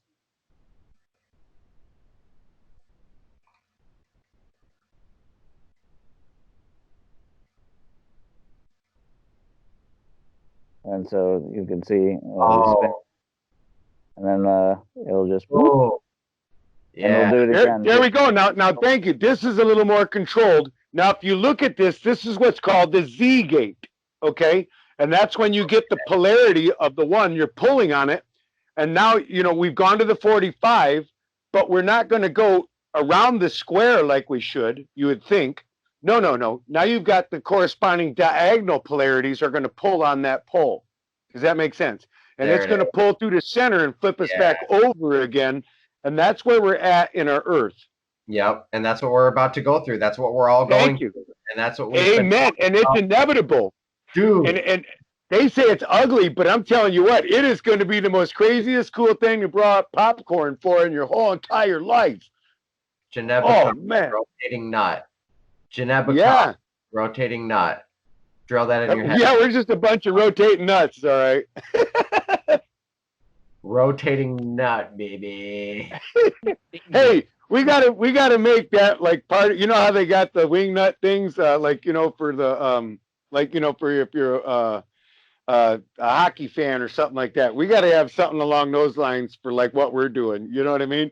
Maybe some geometric stuff in a wing nut, and you know, there's got to be something in there that we can make it to be like an icon, you know, and a little goofy hat you could wear to be at a party or something. That's great. I'm into making goofy hats and wearing Dude, them. hey, I tell you what, why don't we do a bubble, one of the bubble sculptures with the wing through it? You know what I mean? Like you do one like a spiral of one of your Dougherty sets, and we'll just put like a wing nut over the top of it, man. And there it goes, and somehow or another make it look like it flips. But that's what we're going through in a nutshell. My only thing right now is determining exactly what variance we're going from. We're coming out of the G. Chad, We're pulling Ryan, off of the and G, everybody else involved. the heavy G right now, and I'm thinking that we're going back to a K, and which would be a B. We're coming back into B exaltation again, because right now, if you even look at the scale C scale, it's Special the B thanks to diminished. Hartmut Every other Mueller. one is a whole note measure, but the B is diminished. So if you look at, instead of diminishing the B, why don't we diminish the F if we went to the other one? Thank you, the honeybee. And if we went and lifted the honeybee, now we've got levitation. And then we take and you don't really, we're not diminishing the F. We're just taking away its F sharp, and we're giving it an E sharp. And we're just giving the crown to E sharp now. So he's the smart guy in the room, and F just has to be F. Has to shut the F up. You know what I mean? That's kind of where F's got to be right now. And you see what I mean? Because C is in the ruling house. C is supposed to be ruling house right now, with B submissive to C, and E is amplifying B. And then we will find that this is where we find light propulsion. We're going to propulsion, purple propulsion. We're going to go the green light, the blue light. See, we're going to all learn these different variances that we should be submerged in certain colors when we feel out. We're going to get 1,000,000 years of 3 + 6 = purple. Yes, thank you. Yeah, that's awesome. Even that added in. We're coming into 1,000,000 years because there's going to be no more dissonance. We aren't going to have the pull against us. And it's going to be beautiful. Honestly, I didn't know what to think on this, guys, but I'm happy to share it with you with all the love of my heart that we are among the few that are sharing the hope and the glee of a world to come. And I'm telling you, all we got to do is just grab this bronco buck by the horns and hold on, man. Just got to hold on and keep everybody that we love to try and, from falling behind. And I love your beautiful vision there, buddy, was, the ones that couldn't quite get enough air. And the way you were telling that story, I swear to goodness, the whole time I kept thinking of the story of the lanterns and the ladies who didn't have the light. You know what I mean? They didn't put enough oil in their lamps. It's just very biological. It makes sense that things ascend. Yeah. In the water, things ascend. Things build up a certain amount of oxygen or a certain amount of gas or methane, and then they ascend. Urea is going to cavitate and pop, even in stagnant waters. So if I could share this is an older post. I put it on our site here for a reason. And then this is from 2018. So DLA in the Dougherty set, the most finely attuned structured transport of information that necessitates the hydroelectric circuit of Earth with direct mycelial symbiosis is lightning. Yes, lightning carries with it information that completes mycelial cycles that are induced through oscillatory helical entanglement. Lightning moves through charged, sheathed vortices. We don't even know the many jobs of lightning. And then that article came out, and we just heard lightning from the auroras and the gut microbiome as it moves around the same charge of the Schumann cavity. It's all about keeping that Schumann cavity and keeping life alive inside of, like Ramon was talking about, on the boundary conditions of sheaths and spheres and spheroids. What happens when you create different layers of spheres? When you create different layers of spheres, you get charge. And this is what I'm showing, proposing what happened, the sound of when he popped that bubble. I just realized, something similar to this. as it refracts off of the sound of itself, it has to climb its way helically up the cylindrical ladder, you know. But you know, as you said that, buddy, I like to amplify on that. You know, amplify on that. You got that green, the perfect colors in there. Leave it. Could you leave that up? What you were just had on there, please. You got the green in there. Now, I've been doing some experimentations with messing with the Schumann resonance, and it's really weird. I'm not at liberty to mention any of them, but I didn't really start understanding I was having an effect on what I was doing until people started reporting back to me on things. And one time we actually shut down the lights in a town and didn't even know it until the person that we were praying for had contacted the person that we were conduiting through and let them know, you know, that some freakish thing was going on in their town and everything, and the lights were going on and off, and this person is now, and I'm not going to get all, you know, with the whole thing, other than that they'd come to the saving grace of light. We'll just go with that. They started coming to the light, and you can tell by the fruit that they're now giving off. But in that sense, it's made me really look hard at the Schumann resonance, you know, the actual live feeds, okay? And there's the green and red lines, then you got a yellow and white line, okay? Now, as I noticed, there were certain spikes at the times when these were going off, and there's one last one that I want for confirmation before, and that's the one with the city lights going off. When I can confirm that night and that time and everything, and if it interrupts the Schumann resonance at that time, I will have 3 independent, separate confirmations that the activity that I was productive in at that time was actually affecting the torus toroid cell energy of it, the band Alen energy of our Earth.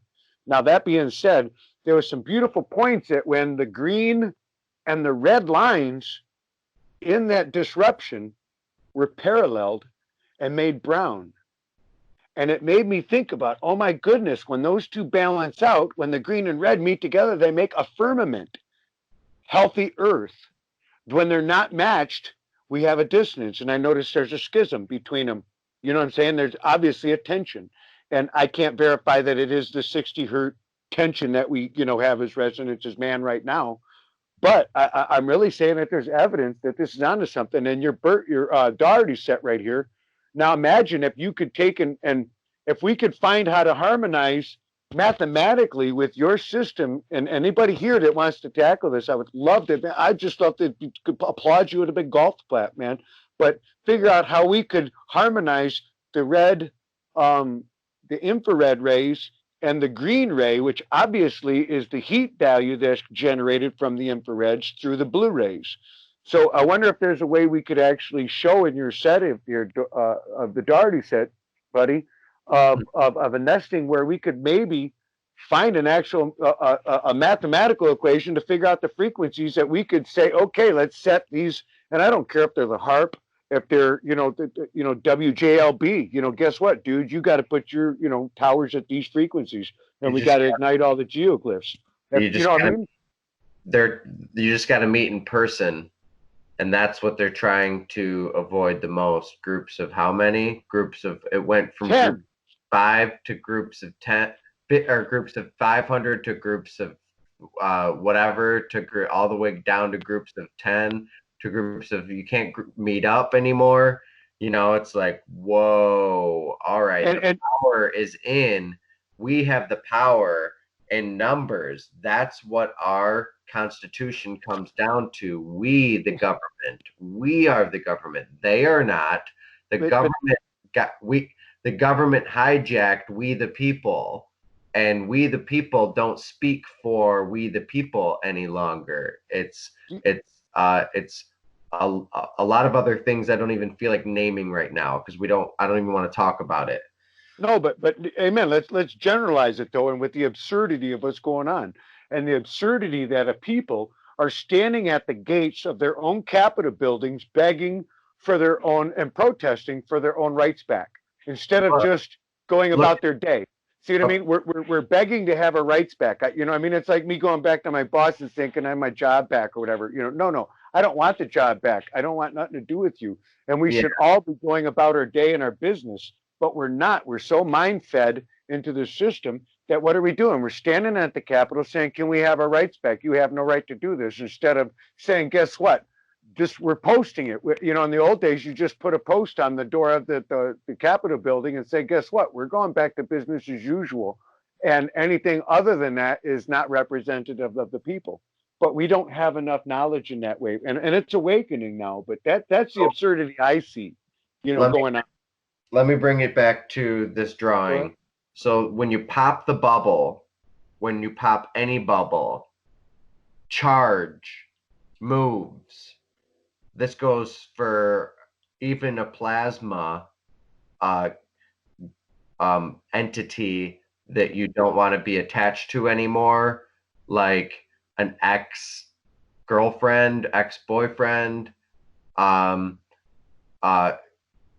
People die and things die for a reason so as to negate that plasma bubble and not deal and not, or sorry, not, sorry, sometimes there's undealt with information, but as far as I understand, communication with the dead is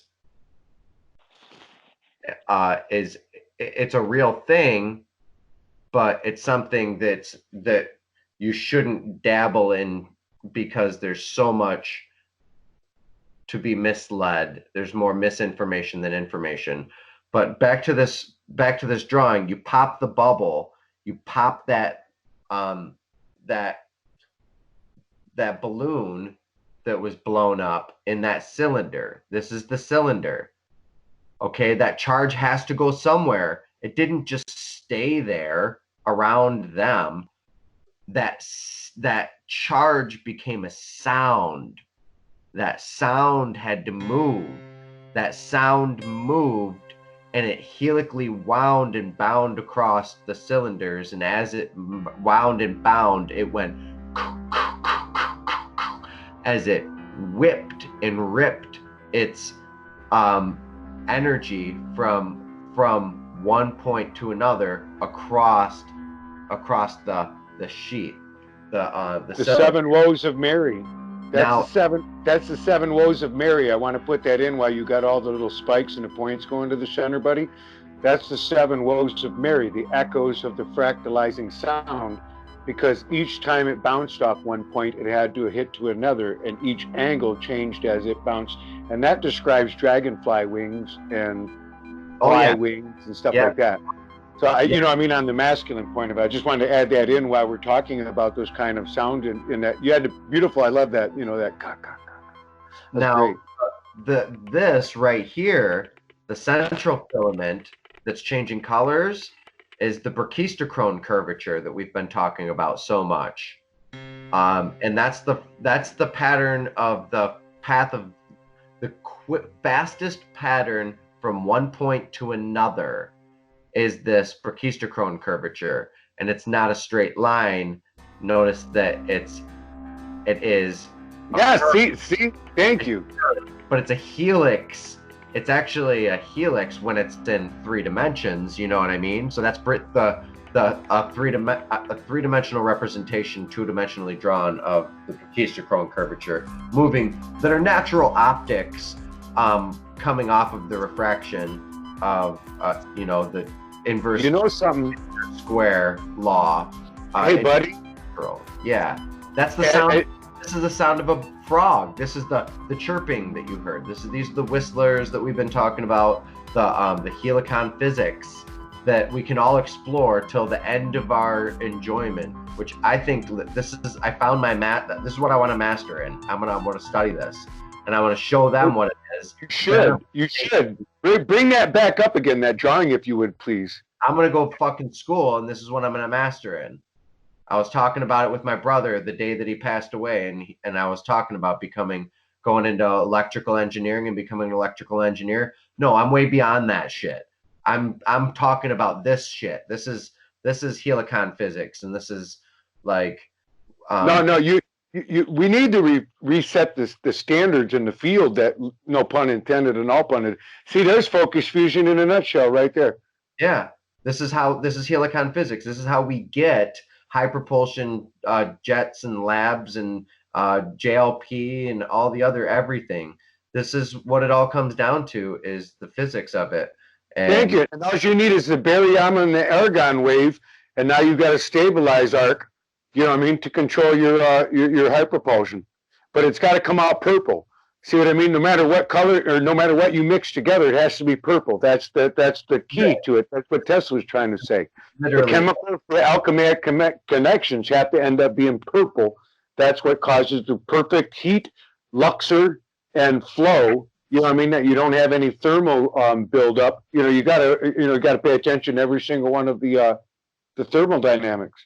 Yes, the purple flame of Saint Germain. Thank you for that. That's the form constants. This is what it is. You close your eyes, you press on your eyes, and you see these.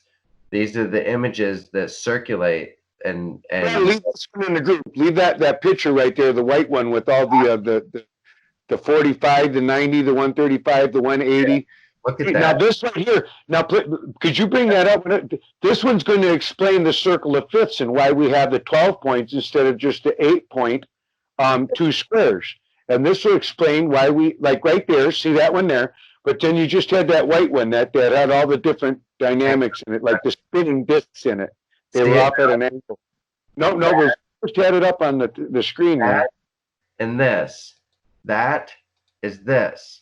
Yeah, that white one. Yeah, there you go. But I like the white one with all the numbers in it because you can easily determine right there. If you look at that, that's exactly how the circle of fifths is going off. And this is the 4 points. And no, look, at each time it's a 4-point measure, but how is it being measured off? Some of them are on an rhomboid, and some of them are in the rolling squares, just like that. And that's a perfect explanation of what we're going through now in the Z gate. So see, if we add all these together, we can start having a harmony. And this is where I wanted you to go back to your drawing again, because when you were talking and you were showing that, you made me realize that we don't need to find the whole entire the frequency sequencing. We just need to find an algorithm, and the sympathetic resonance of the green and the red meeting at certain variables will cause it to tension up and hold true at the bronze. It's not brown, it's bronze. See, when the green and the red meet, it's bronze. And the bronze is what's created out of taking the augmented white from the pure light. And if you take a look at that at a 3060, augmented white varies into a bronze light. Now you have the green and the red, which actually produce them. You have a firmament, a healthy firmament, not on just the earth, but in the actual sound resonance that are created. I mean, this is some pretty intense stuff that we're talking about in this group. Yeah, it's definitely towards the right direction, and this is where angels live, and where creatures exist is in the Van Allen belts here, and they proliferate just like I was showing as anode tufts along these layers. I don't even know if it's myelin sheath is the right name, but it's all about the surface tension of all of this. This is what I've been talking about for years, and now finally everybody's talking about it. So I'm glad we're here. Think about it. That's ignited chitin. You know what I mean? Like, you know, the biodust that's literally circumventing the earth right now in one of them energy fields. And and that's why sometimes people are picking up, or you feel like you got a cat that's a reincarnated uncle or something. Yeah, because all everything is echoed up here. This could be the 7 layers of heaven. There's multiple layers of these out here, and they're in toroidal and their resonance. This could be like compartments. Like, oh, you get to be in this layer and be an angel, but you're not as powerful as you are on Earth, because on Earth you're more powerful because you have power over the dominion and the domain of the angels, because we can communicate with it. But we forgot because we called it folklore, we called it a joke, and then we all started getting into science and stuff. But it's real. We lost the reasons why. Yeah. The reasons why. And why was there? We knew these ideas came out of thin air. We knew that we dreamed it. You follow your dreams. Hello, follow your dreams. What, did that go somewhere? Does anybody dream anymore? No, we follow our iPad. We don't dream. Why do we need to dream? You know, it's like, no, you're supposed to follow your dreams. You're supposed to materialize this stuff. You're supposed to think about it. You're supposed to go on a quest, a vision quest. You're supposed to go somewhere. Visions are supposed to be so important in your life that you should do it at least once a year, like Walter Russell did, or at least once every 7 years inside of cycles that are nested inside of each other so that you can build up resonance. And I'm building a whole entire science having to do with this. And this is my my philosophy, the science and the philosophy of these longitudinal experiments that I've been creating for years. But it's part of our senses and tapping back into them and building building topological neural loops, like they talk about inside of that. I can't even remember the name of her weird Miss Perligrin's weird children. What's the name of that? What's that movie? I can't remember. It's a really weird movie that just came out within the past decade. But they talk about going inside of these loops and creating these time loops, and you can do that with your senses. That's what your senses are for. That's part of what your senses are for, to emit nostalgia and have that feeling of euphoria of nostalgia. So my whole idea was trying to figure out a science that you could always experience nostalgia 24/7, the type of nostalgia that you feel around Christmas time, because that's comforting. It's a feel good feeling. But how can I do that year round to avoid maybe depression or all these other upsetting things that might come in my way, and deal with them? And I figured it out. And there's a beautiful science that I've developed, and I see it as being. I already know it's extremely lucrative just by looking at different prospects of it. Well, the mechanics in it are sound. For culture, culturally lucrative, like enriching culture worldwide. So like putting some of these ideas out there could really help transmit cyclicity into our regimen of changing your bad habits and replacing them with good habits, and getting used to change, and change being what we are, change being our identity. Sure, our soul is eternal, but our identity, it needs to be able to flux with changing, just as everything else is constantly changing, because it's emergent, it's emergent. Well, thank you. And if we could teach people that what we've just, all right, put it this way: if we could take what you're doing right now at the Dougherty set, take what I'm doing with the actual mechanics of energy healing, you know what I mean? Putting mechanics in and it's not even like I did it to match your Dougherty set. They just both line up because they come from the same source. So if we could start taking and getting people to understand that these tones before any sound, the tones of creation that are actually moving through us, and we can get people to start understanding that they don't have to get into shape. All they have to start doing is feeling the energies that are in them and building on those energies. They could absolutely start to build a biorhythm that they can get in tune with, and then therefore start making other people around them feel good as well. Because there is a science to this, and when we understand that we are children of light and start living accordingly, our world is going to heal. Brian, you're right. Guess what? We are developing the science, and we are the scientists.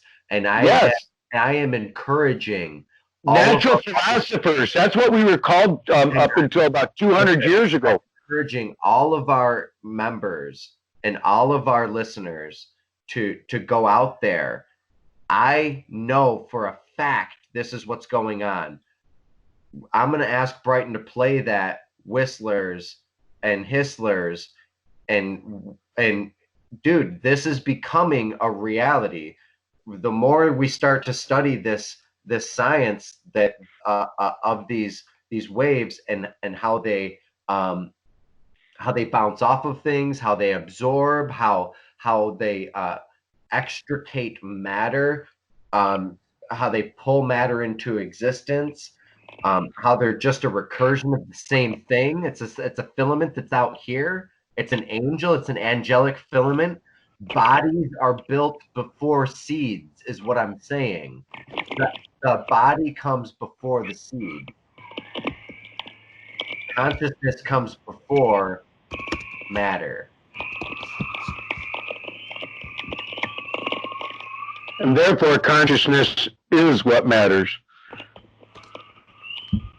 Consciousness is a sound.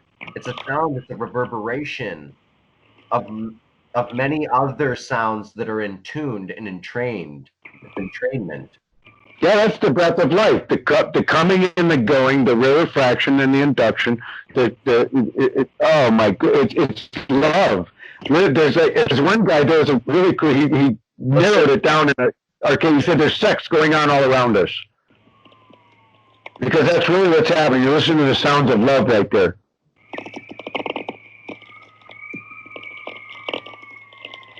Each one of our DNA helixes would make a sound like this.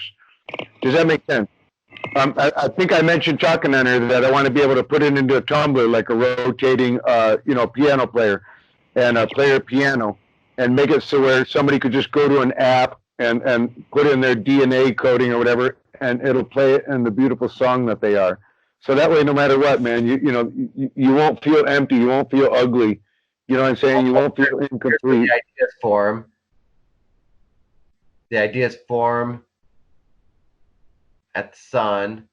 They come out here. They get charged. They whistle. They hissle. They resonate. They make sense. They organize out here. Then they come to Earth. They come into Earth.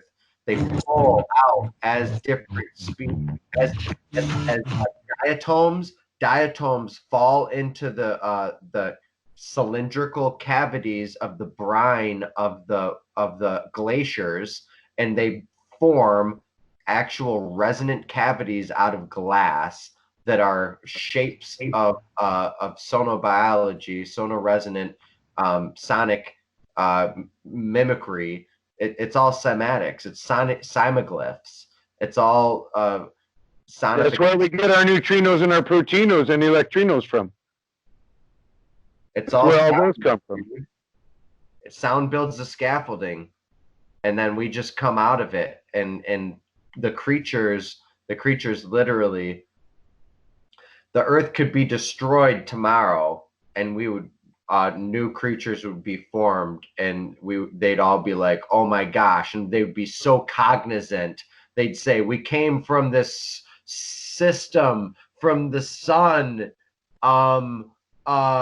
We came from that system and the stars, because they don't know. We wouldn't know. I'm saying this probably happened a bunch of times, maybe, every time there's a new type of Homo erectoid, erection, whatever you want to frickin' call us on Earth, there's a new hominid species.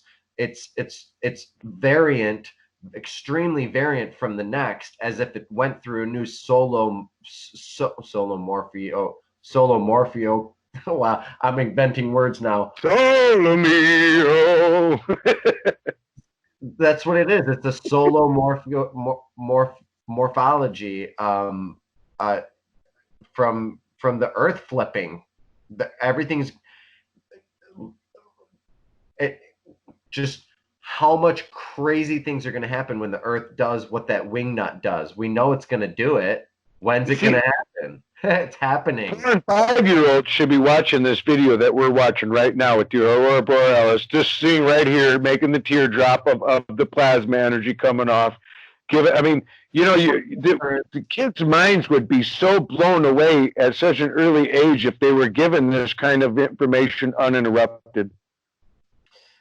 it's very similar to this. I'd love to draw my own and animate my own because you'd see the helices that are multiply winded, giving the ideas, and you'd see animate creatures popping right out of the spheres, as I've already drawn, and Heather has drawn, and other people have drawn right out of the set. And you could stop them at any one given one and start mimicking, and the different things that are made in that setup. Like you said, either birds, fish, you know what I mean? And all you're doing is just showing that these are just downplays, as above, as in below, as in, within, as without. Yep, higher dimensional information. I love how your drawing of the Dougherty set and this thing of the seven swords of, seven woes of Mary.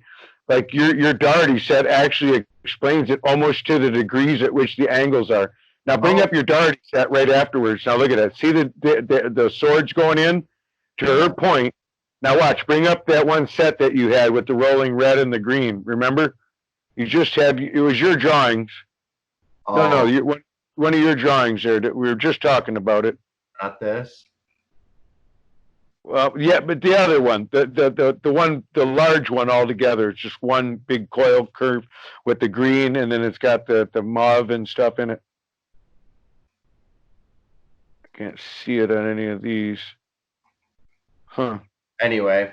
That was one of your sets anyway, but that your angles were almost identical to the ones in the Swords of Mary. And those are the 6-degree split differences of the 30. That's when I found out that was the and it all came from Simply Cosmos asking me the question, of what I was talking about that day. Right there, that's the one I'm talking about. See the whites coming in?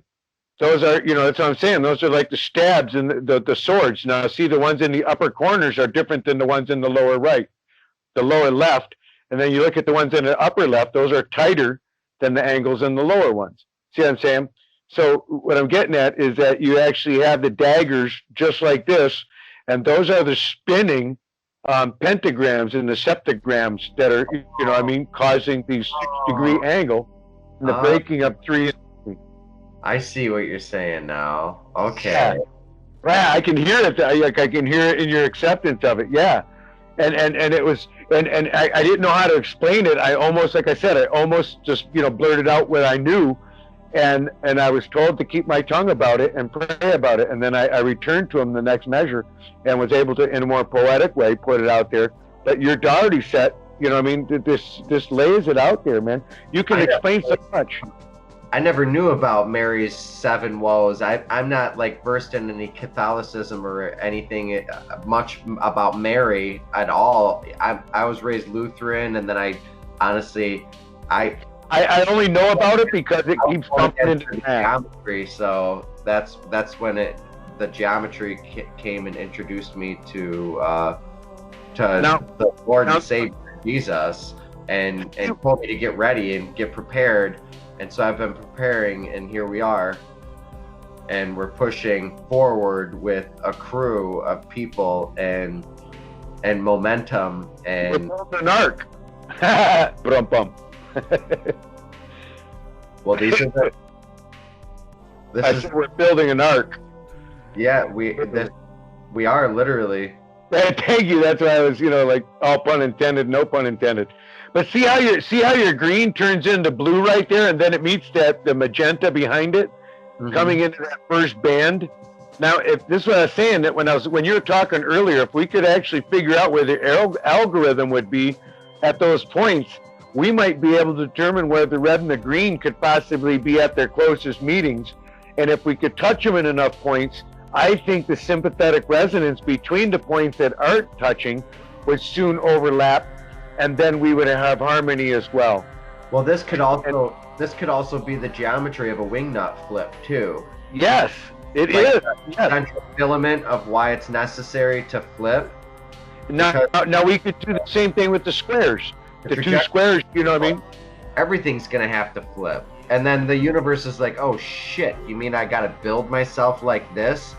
All my systems are gonna be all flipped. Yeah. Reverse. There's the tension of man, the 60 hertz tension.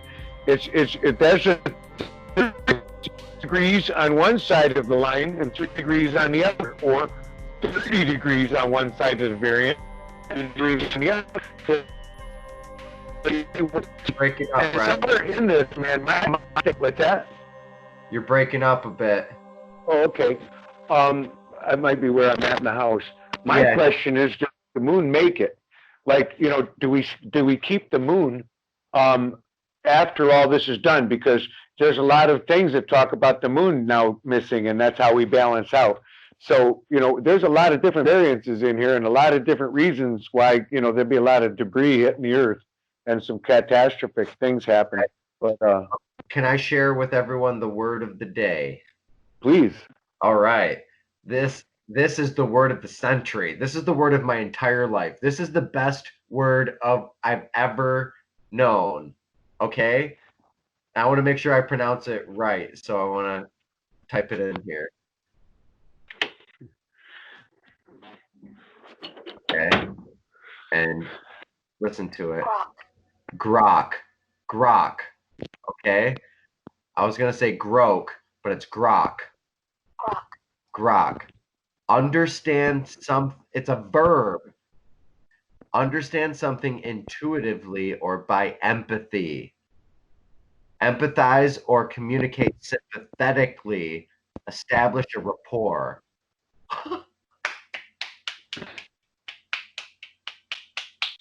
Thank you. Whoever found that word, I'm so happy that word exists. Because that's like how all nature learns. This is the language of nature. This is what we've been talking about. Now I want to really blow your mind with this, though, okay? Because this is going to break into my betamology. I've shared a little bit with Cosmic and some of you guys.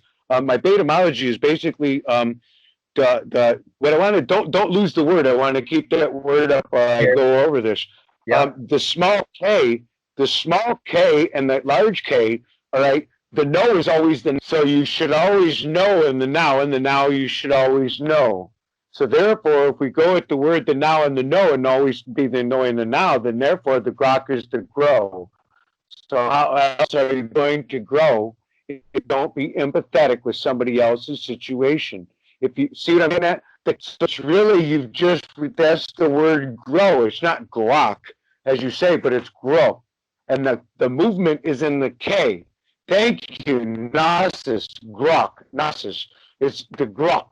So it's, see, as you silently break off the O, K, it fractalizes.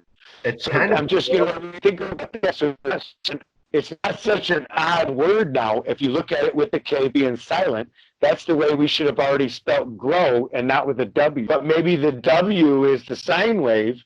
That's your S wave, your sine wave. So if you look at the sine wave, and the S and the W and the K are all the same. I like a WAF. Honestly, this is gross. Grok. Grok. I like grok. Grok. It sounds very, very archaic, like we just came out of the cave and we're like, you know, what is that? Grok, I love you. You know? I feel for you, grok. Grok. I know this. How do you know? They're like, you pick it up and you're like, grok? Grok. Grok. We just knew. How did you know? I knew. It's grok. That's got to be a grok. It's so fundamental. It's great. Oh, it's as fun as the word purple. You know what I mean? Okay, wait. Let's see. Third person present. Okay, groks. He groks. Past tense. Groked. Groked. You've been groped. Groked. I totally got groped when I was in that line with all those females. They just groped me all over the place. Groking. I got caught groking in the parking lot. Oh man. I feel violated. I got groped for all my information. Yep, PDA. Oh, man. PDA. We were groking in the parking lot. Yeah, too much PDA. Yep. You're being too intellectually intimate. We're gonna have to give you a ticket. It looks like it peaked here. It's peaking. Everyone loves the word grok. Grok. Grok. Grok. Grok. Okay, now I know it. Grok. This is like chalk, but grok. Interesting. Love it. All right. Okay. Well, guys, I gotta go for the night here. Man, it's been wonderful. I'm so glad the time kind of got moved because it fit in with the algorithm of a beautiful divine day. And all you guys, man, much love to everyone here. Thank you, buddy, for all your time you allow me on this. Absolutely. Thank you for being here. Yeah, man. I wouldn't miss changing the world for nothing. That's what I was sent here for, man. Bless you guys are here with me. Now I'm not all alone. Thank you for making us what we are. Bless you, man. You guys take care, man. Much joy. Bye-bye. Love you, brother. Peace. All right. So basically I have an image here that a buddy of mine, Chris, is working on. And he did, but it's more Walter Russell's, right? Walter Russell talks about a mind universe, a mind simulated, everything is simulated. Even the simulation is simulated universe before anybody was talking about this shit. That's why I have to lift up my boy and why my artwork's out there in lockdown. Maybe they don't want anybody to see it anyway. But that's that. And then there's one more. It looks like a video here of a dipole scalable universe. We can close it out with this. And I also want to hear from anybody else. If anybody else has any anything they want to add to the joy today. Let me see what this is. The most important space science discovery. Dipole scalable universe. Oh, this looks really interesting. How long is it? 6 minutes? Science like the one we just Whoever wants to stick around for 6 more minutes with us, then we can talk about it afterwards or anything else we want to present. I'm putting these together. They're already like 4 hours long. I mean, it's okay for me. I don't mind putting them together. So one of the moons of Jupiter or Saturn. Let me restart it. It's 6 minutes. So let me mute my voice and then listen for Brighton for his 3, 2, 1. 3, 2. I'll start again. 3, 2, 1, go. There may never be another month of astrophysical and cosmological science like the one we just had. 2 core revelations combined with pre-existing knowledge have led to what may be the most important space science discovery until they find life on another planet or one of the moons of Jupiter or Saturn. Our universe may be a scalable dipole, poloidal toroidal structure.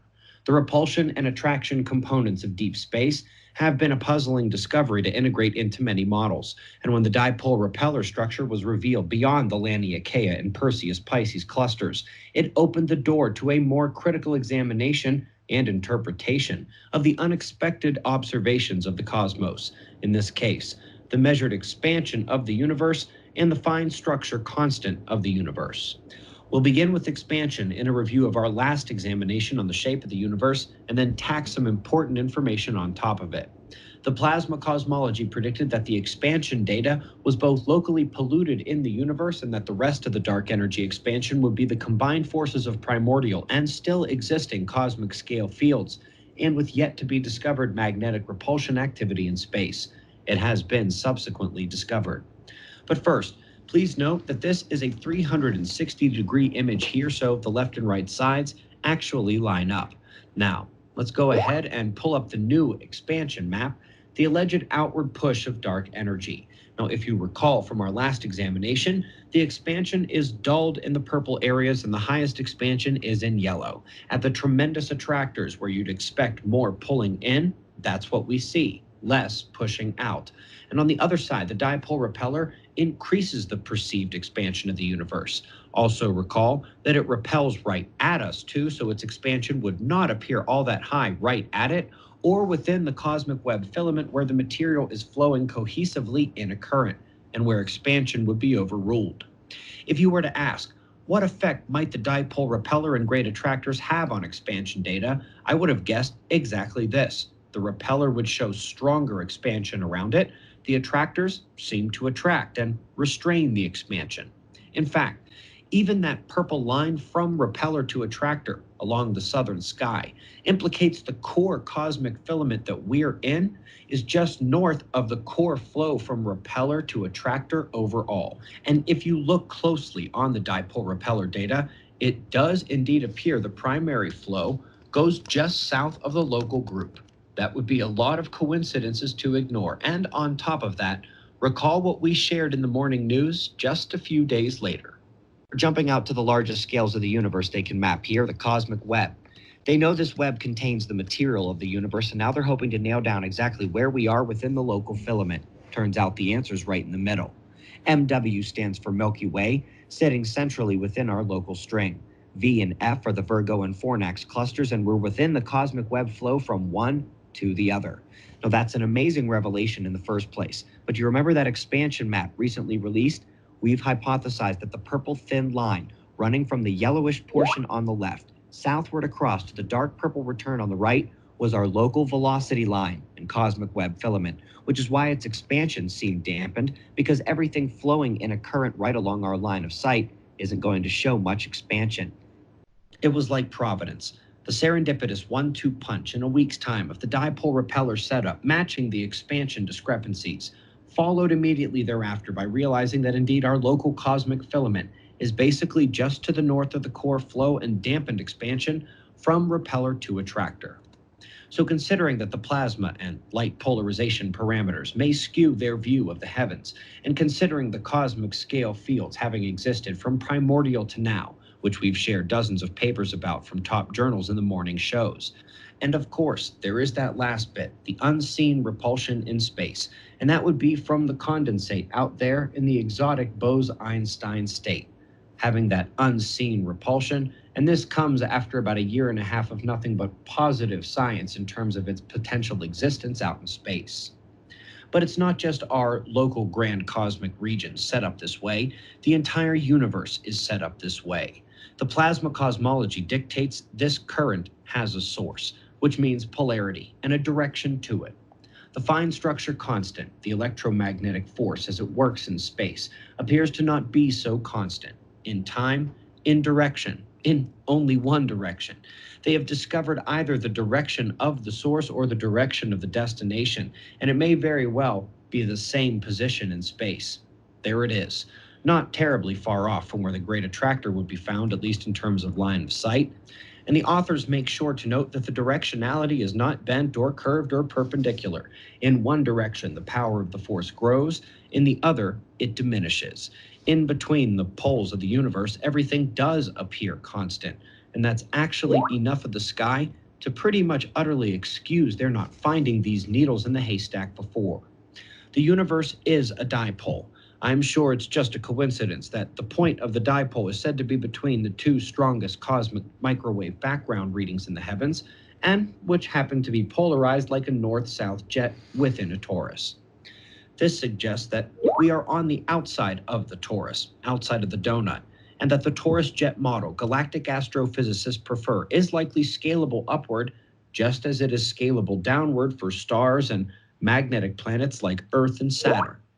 The misunderstood shape of the cosmos before, the unseen forces from that structure and material, the largest scale dynamics and the dusty plasma in between us and it that plays tricks with the light. Now we're back beyond Peratt and beyond Alfvén to the father of plasma cosmology, Birkeland, and his insistence that it was the electric corpuscles out in space tricking all the scientists. Looking up at night, you can find the universe dipole from the southern hemisphere within the Triangulum Australe constellation. It is worth noting that those who study these subjects from other perspectives like Vogt and Tenen have concluded that it was at least the belief of certain ancient cultures that the universe was a torus, Maybe they knew something we don't know. I'll see you in the morning for the daily update. Be safe, everyone.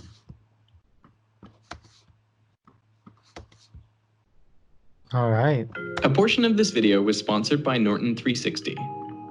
Classical mechanics. All right. All right, guys. I still have juice in me. I don't know if you guys have juice. If you want to keep talking, that was fucking amazing. I'm free to chat. Someone shared that with me. Was that not amazing or what? That was sweet. Yeah. So on the outside of a torus, that's really cool. Kind of makes me think about mechanics of the torus itself, how we can apply that to other things like optics. I know when Brant Hinderman was on the show, we were talking about the structure that he was studying. It's called let's see if I can find the name of it. It was a let's see, should have it right in here. No, I'm not finding it. Well, yeah, it was a design that folds in a flexahedron. That's it, flexahedron. Do you remember that? Yes, I remember the flexahedron. Yeah, and it carries the properties of a torus, and we were studying how the flexahedron moves along a linear path, or how a torus moves along a linear path and carries along a line. And if you wire the line and you're observing as if you're inside the line, then the torus is rotating along, then you would be literally seeing constantly the exterior of the torus all the way along it as it's going around the line. The line in that discussion was time in progression, but we could also look at that as the Earth's magnetic field moving along a timeline as it's going along a helical path. Yeah, ultimately it's all helical. Everything is helical, and these helicon waves and this helicon physics, I think, is about as solid as where I want to rest my foot. I want to put my fingers in that fertile soil of helicon physics. I don't know how new it is. I don't know much about it, but I know probably has to do with HARP, and the HARP project and all that other stuff. And I know they put HARP project different HARP projects all over the Earth. They claimed that they shut the one down, and where did they build it? They built it in Alaska or Antarctica or in the Arctic. They claim that they shut it down, but instead what they did is they built more of them all over the Earth. It's not 5G that we should be so concerned about. It's them dealing with these messing with. I don't even know what we should be concerned about, because it seems like if you can create a worry, you can create a currency. And that's what fear is. That's why fear produces money. If you can make people afraid of something, they'll buy anything to fucking get away from that. Yeah. And it's that simple. It's one hell of a way to make money. Mm-hmm. Do you think that everyone to make money? And guess what? I already know the psychology of all this shit because I watch different things about psychology and stuff. I love psychology. That's like, if anything I'm the best at, it's probably psychology. I mean, better than geometry because geometry is psychology. I You thought know, you had psychologists. but man, now I was going to say something about psychology and I forgot what I was going to say about it. I'm sorry for cutting you off, but I thought you hated psychologists because they were had a screw loose and always. I mean, if you're in a sane asylum, to be able to escape that insane asylum, you can't fight with the person who is the psychologist. You can't just agree with everything they say, but you must. The only way to get out is to go through their medicative study. Yes. Yeah. And show that you are that it has impacted you and it has been helpful to you, because their ultimate goal is just to write a paper that they're successful. And even if the medication doesn't work on you, you just have to act that it does, because they're self-centered. They don't care about you. They care about their work. There's a lot of that going on in this world. That's unfortunately where most people are. I mean, I talk about my work a lot. That's because I've been working on it with a lot of other scientists, and to the point where I got here, and I can continue moving. And I already know that it's a dragon. I already know what a dragon is. I mean, it's grok. It's grok. It's grok. Grok. Grok. Grok. Grok. Grok. Grok. Grok. It's like shot, but grok, grok, grok. Yeah, Anyway. I would have a hard time using that in a sentence. Oh, it's going to be hard to use grok in a sentence, dude. Yeah. Because of all the commercials, children grok things immediately. That's what they want you to think. That's the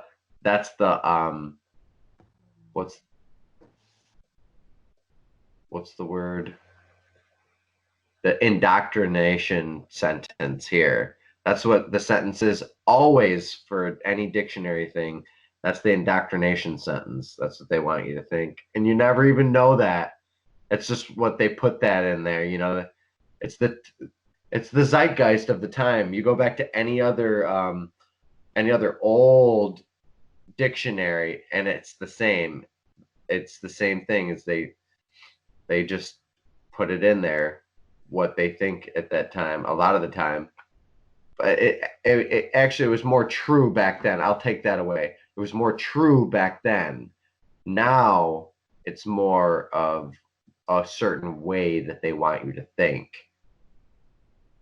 Children grok things immediately. Okay, children, it's a verb. They catch on.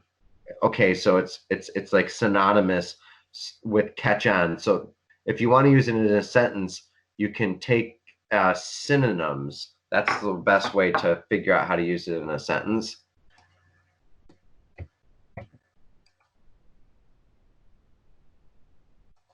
All right.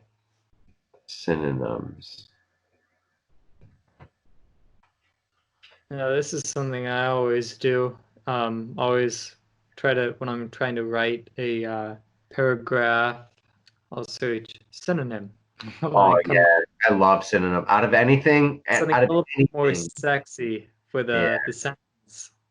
I'm always looking for synonyms. There's nothing else that I look for other than synonyms. It's like a book of synonyms would be real. Cinnamon, cinnamon, cinnamon. Synonyms for cinnamon. Dude, it's a cinnamon. Cinnamon says synonym. You didn't know that? Okay, comprehend. Grok. Get the picture? Grok. Grasp? Grok. Apprehend, savvy. Yeah, children do all those things. That's why, like, to get into the kingdom of heaven, it's said you have to be like a child. You have to grok. Basically, grok is the entrance way to heaven. It's what all of nature is doing. It's the language of nature. Grok. Grok is the language of nature. Grok is the auroras. It's like nature intuits itself what to do from these higher chords. But yeah, there it is. Getting smaller and smaller and smaller and smaller and thinner and thinner and thinner. And every single electron, the thing that's fun with this is it matches the theory of one electron, and because it's all one sphere. It literally is this sphere out here that produces this is the same as that sphere. It's just farther out and at a different proximity. So it's all proximity. That's all it is. There's even a theory that the whole universe and everything in it is zeroth dimensional, because any angle that you construct is composed of two lines, and those two lines are identical, meaning that they are the same line itself. Or any line can be split into points, and any point is identical, meaning it's the same point itself. And that's where it breaks down the universe into saying that this is all a illusion of being tessellated with uniqueness. Well, I would say that it's very, oh my gosh, like entrench yourself in your senses. That a lot of people say they're deceptive. Walter Russell said they're deceptive, they're elusive, they're illusions, they are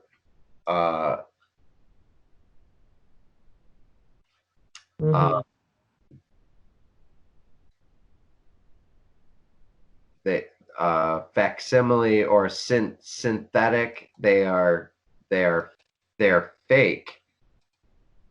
And you can go through all sorts of stuff and understand that your senses are editing reality heavily.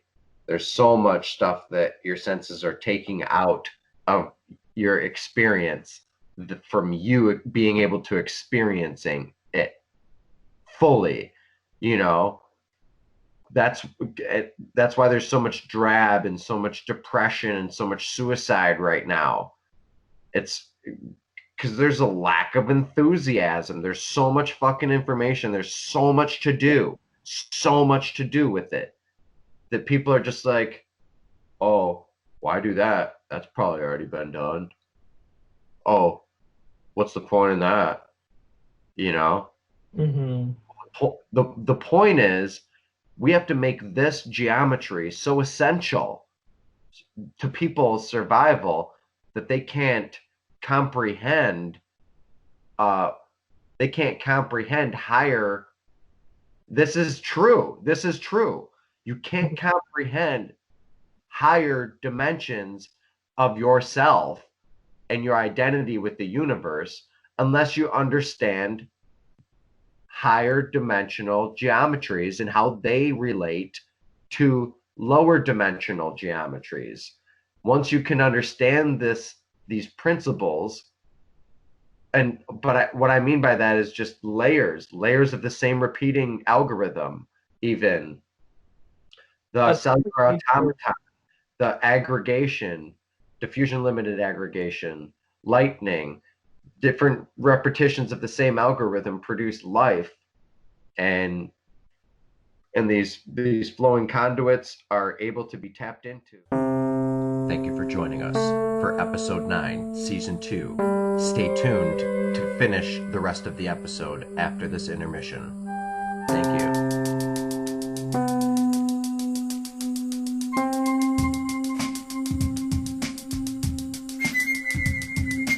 It don't matter whether we're riding or whether we're grabbing, as long as I'm riding with you. It don't matter whether we're riding or whether we're grabbing, as long as I'm riding with you. It don't matter whether we're riding or whether we're grabbing, as long as I'm riding with you. It don't matter whether we're riding or whether we're grabbing, as long as I'm riding with you. I don't wanna be a person, a burden. Emergency's the first hand, urgency's the second hand. Supply and demand, define a definitive intervention for man. Not a Da Vinci Code, but a source code. Not a kiss and a toad and it turned into a prince. Not a turtle in a herd, not a fairy tale. Not a narrative, not a nursery rhyme. Not an aeroplane, all I wanna play with is real life intangible truth. Parallel to perfect error, up my curtain carrot, up my hair again. Nancy Kerrigan, fair skin, hairpins, nails, her tailspin. Sonic speed, honestly, all I need is the good weed and a beer.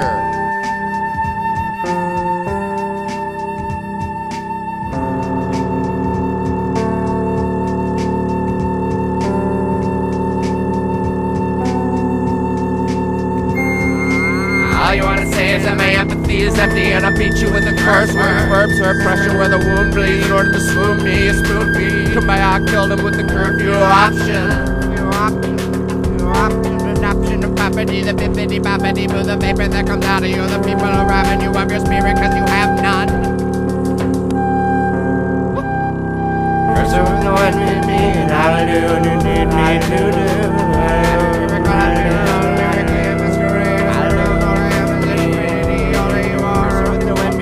And I will do all what you need. I don't even go all the way. I will do what you need. All the way to rearrange to. You're so annoying me and me, and I will do what you need me to do. I'll do what you need me to do. I'll do.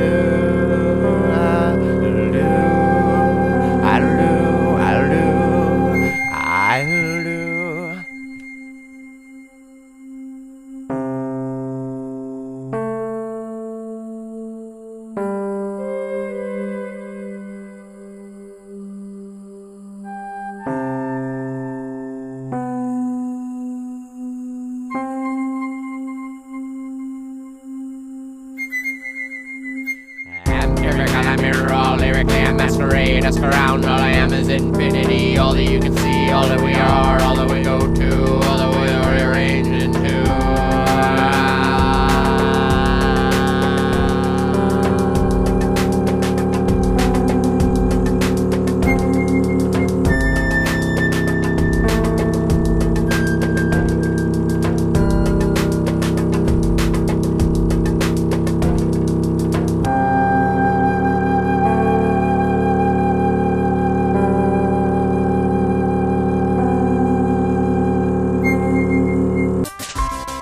Geometric View is Loveiswatching product, Loveiswatching production.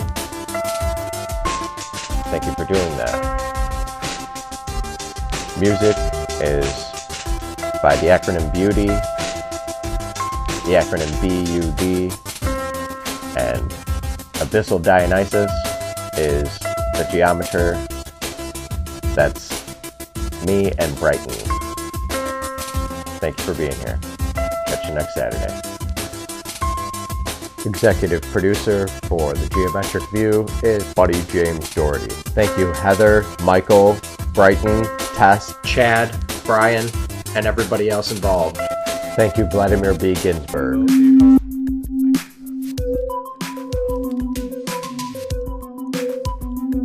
So having it on both ears, having it on both ears.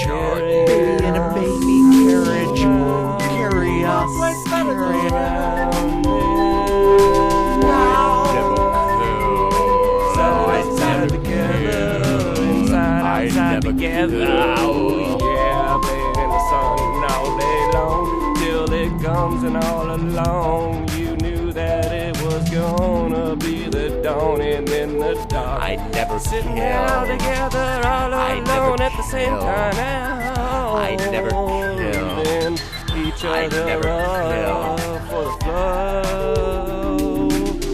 The flow is keeping us together. voice, one choice, nothing more, nothing less. Here we go. Flex, flex, flex your flow. Flex, flow, flex your flow. Here we go. Flex, flex your flow. Your flow, flex your flow, your flow. Let your light shine, let your light shine. Be different in the instant.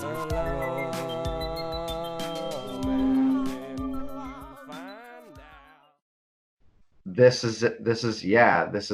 is time slices, real life and space like time slices.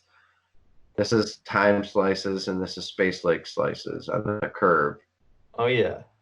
I remember you showed me this on one of the shows when I was talking about this concept, and I was blown away to see that it was someone else had already drafted it. It was so beautiful to see this. Yeah. Yeah, to just like to envision the dragon. This is the dragon. This is the snake. This is what all cultures have talked about, the grand serpent. We knew it.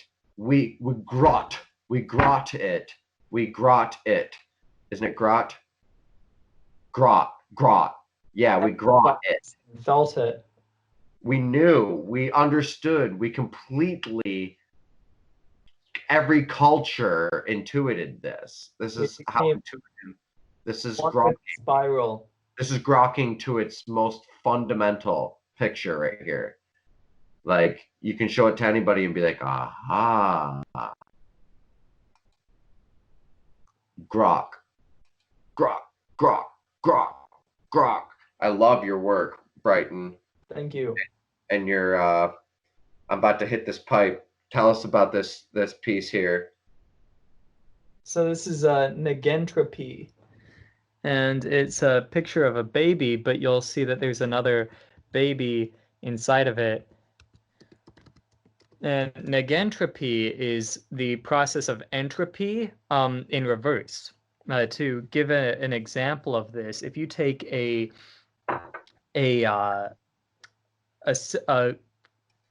glass, a cup, and you put a clear gel inside of it, like aloe vera or something like that, and then you drop in 3 exact locations a red color, a blue color, and a green color, and you go ahead and try to spin them together in that cup, they'll start to swirl and mix into a entropy. It will progress. The entropy will progress, meaning that they'll mix and they'll become one until they cannot be mixed anymore. But if you reverse that mixing in the exact precise reversal, you have a negentropy. And what will happen is that the completely mixed solvent will reverse into 3 beams where you first dropped in the colors. And that concept I bring back to the human, where if the mother came from her mother, which came from her mother, which came from her mother, or that in this system, we all come from a previous lineage of history. We right now carry a child inside of us that carries a child inside of us that carries a child inside of us. In a sense that it's entropy goes both ways. There's never an end. And that's what this exploding of color is coming out of its umbilical cord, its belly button. It's the path of negentropy. Nice. It's the umwelt. Wait, almost. It's the reality tunnel. It's the Donnie Darko. Have you seen Donnie Darko? No, I've not. Good to see your face, Brighton. How you? Whoa. That's the beginning of the episode. All right. Richard Blankenship, I don't know if your mic is working or if you can hear me right now, but I want to thank you for sending me all of that work. I've yet to get most of it on the website, but I'm working on it right now. It's Yeah, wonderful man. that you sent this to me. Yeah, of course, man. I appreciate you taking a look at it. Can you hear me? Yeah. I got some music in the background that I can't really control, but I'm hanging out watching you guys. I got a late start, but I caught the last 2 hours maybe. Nice. It's good having you. Yeah, man. I'm loving it. I'm just soaking it up, and I love how you riff on the words. Yeah, it's just stimulating in a really, really unique way. So. Yeah. Well, thank you, Richard. Yeah, you're welcome, guys. I don't have anything really of profound import, really. It's just maybe this week I kind of felt like my senses were highly elevated. So I don't know if anybody else is feeling into that, that dimension a little bit. But yeah, there's a big shift happening, and you can definitely feel it. We've been talking about it all episode. Almost feeling a new anxiety coming on. It's like the world is anxious. No, there's something to that. Yeah, and I'm highly anxious too. So somehow I sympathize and empathize with that, and I can definitely feel that. But well, everybody's getting back to work. We're all coming out of the bug. Yeah. Everybody's still not trusting anybody. Wearing fucking masks on their face. Yeah, it's crazy. It's weird out there for sure. Just such a unique opportunity, really. I think about the Chinese word crisis really means opportunity. So I like to keep that in play in the background. Oh yeah. I mean, like everybody's they're the psychology. That's what I was gonna say earlier. If they reward us with a little something at the end, it will feel like it was worth our time, and that's what they did.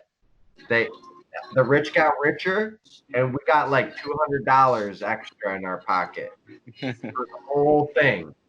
We might feel like we got, like, if anybody got any stimulus checks or anything, no, we all lost money. Any small businesses, the majority of America, what makes up America, small businesses, middle class America, lost money.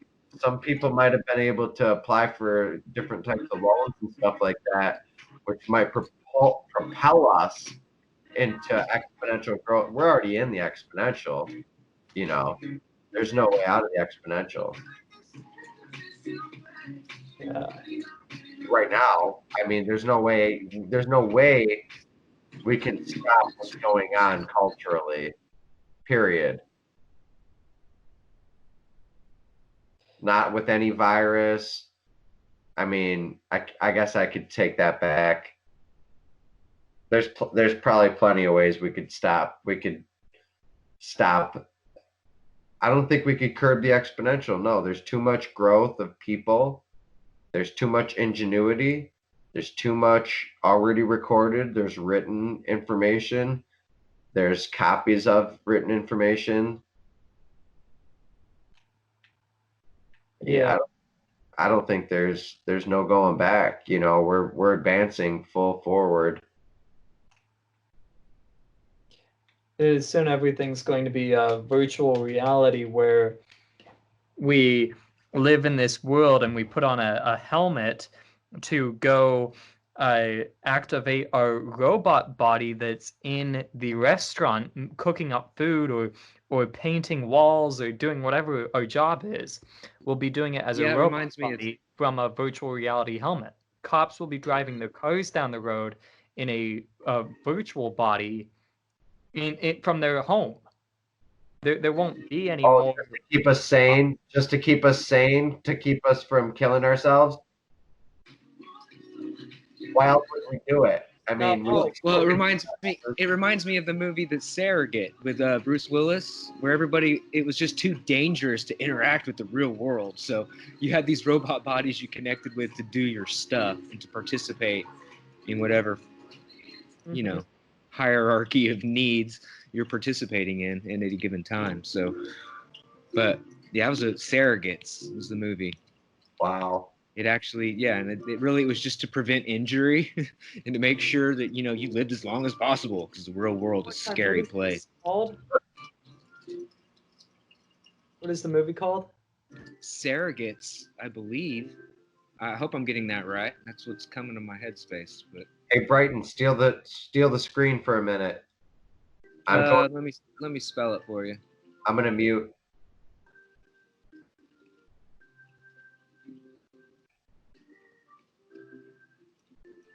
I got it right here, guys.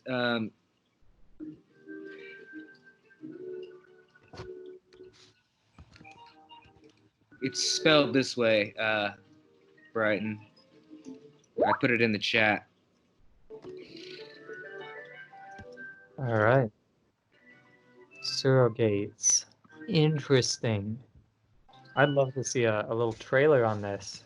Oh, it's out there. Yeah, just go to YouTube. You can find it. Yeah.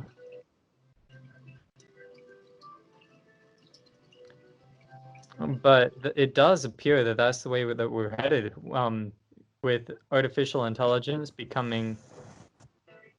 coming up real soon. Robotic human surrogates combine the durability of a machine with the grace and beauty of the human body. With most people living their lives through their surrogate selves, our world has become a safer place. Take a seat in your STEM chair, and just with the power of your mind, you can control your surrogate and send it out into the real world. You can live your life without limitations. You see what they see, feel what they feel, and become anyone you want to be from the comfort and safety of your own home. You can finally live the life you've always dreamt of without any risk or danger to yourself. We are confronted with an unprecedented situation. 2 people have died while connected to their surrogates. I think we may actually have a homicide here. First one in 15 years. The public cannot be allowed to get the idea that using a surrogate can be fatal. Especially if it's true.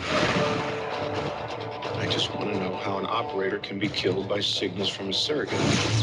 Surrogates have been blown to bits without the least bit of harm to their operators. If it were possible, it would defeat the entire purpose of surrogacy.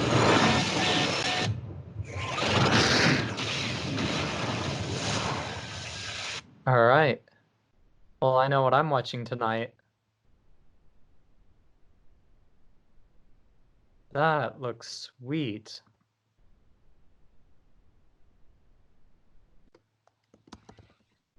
I gotta put away some food that I made.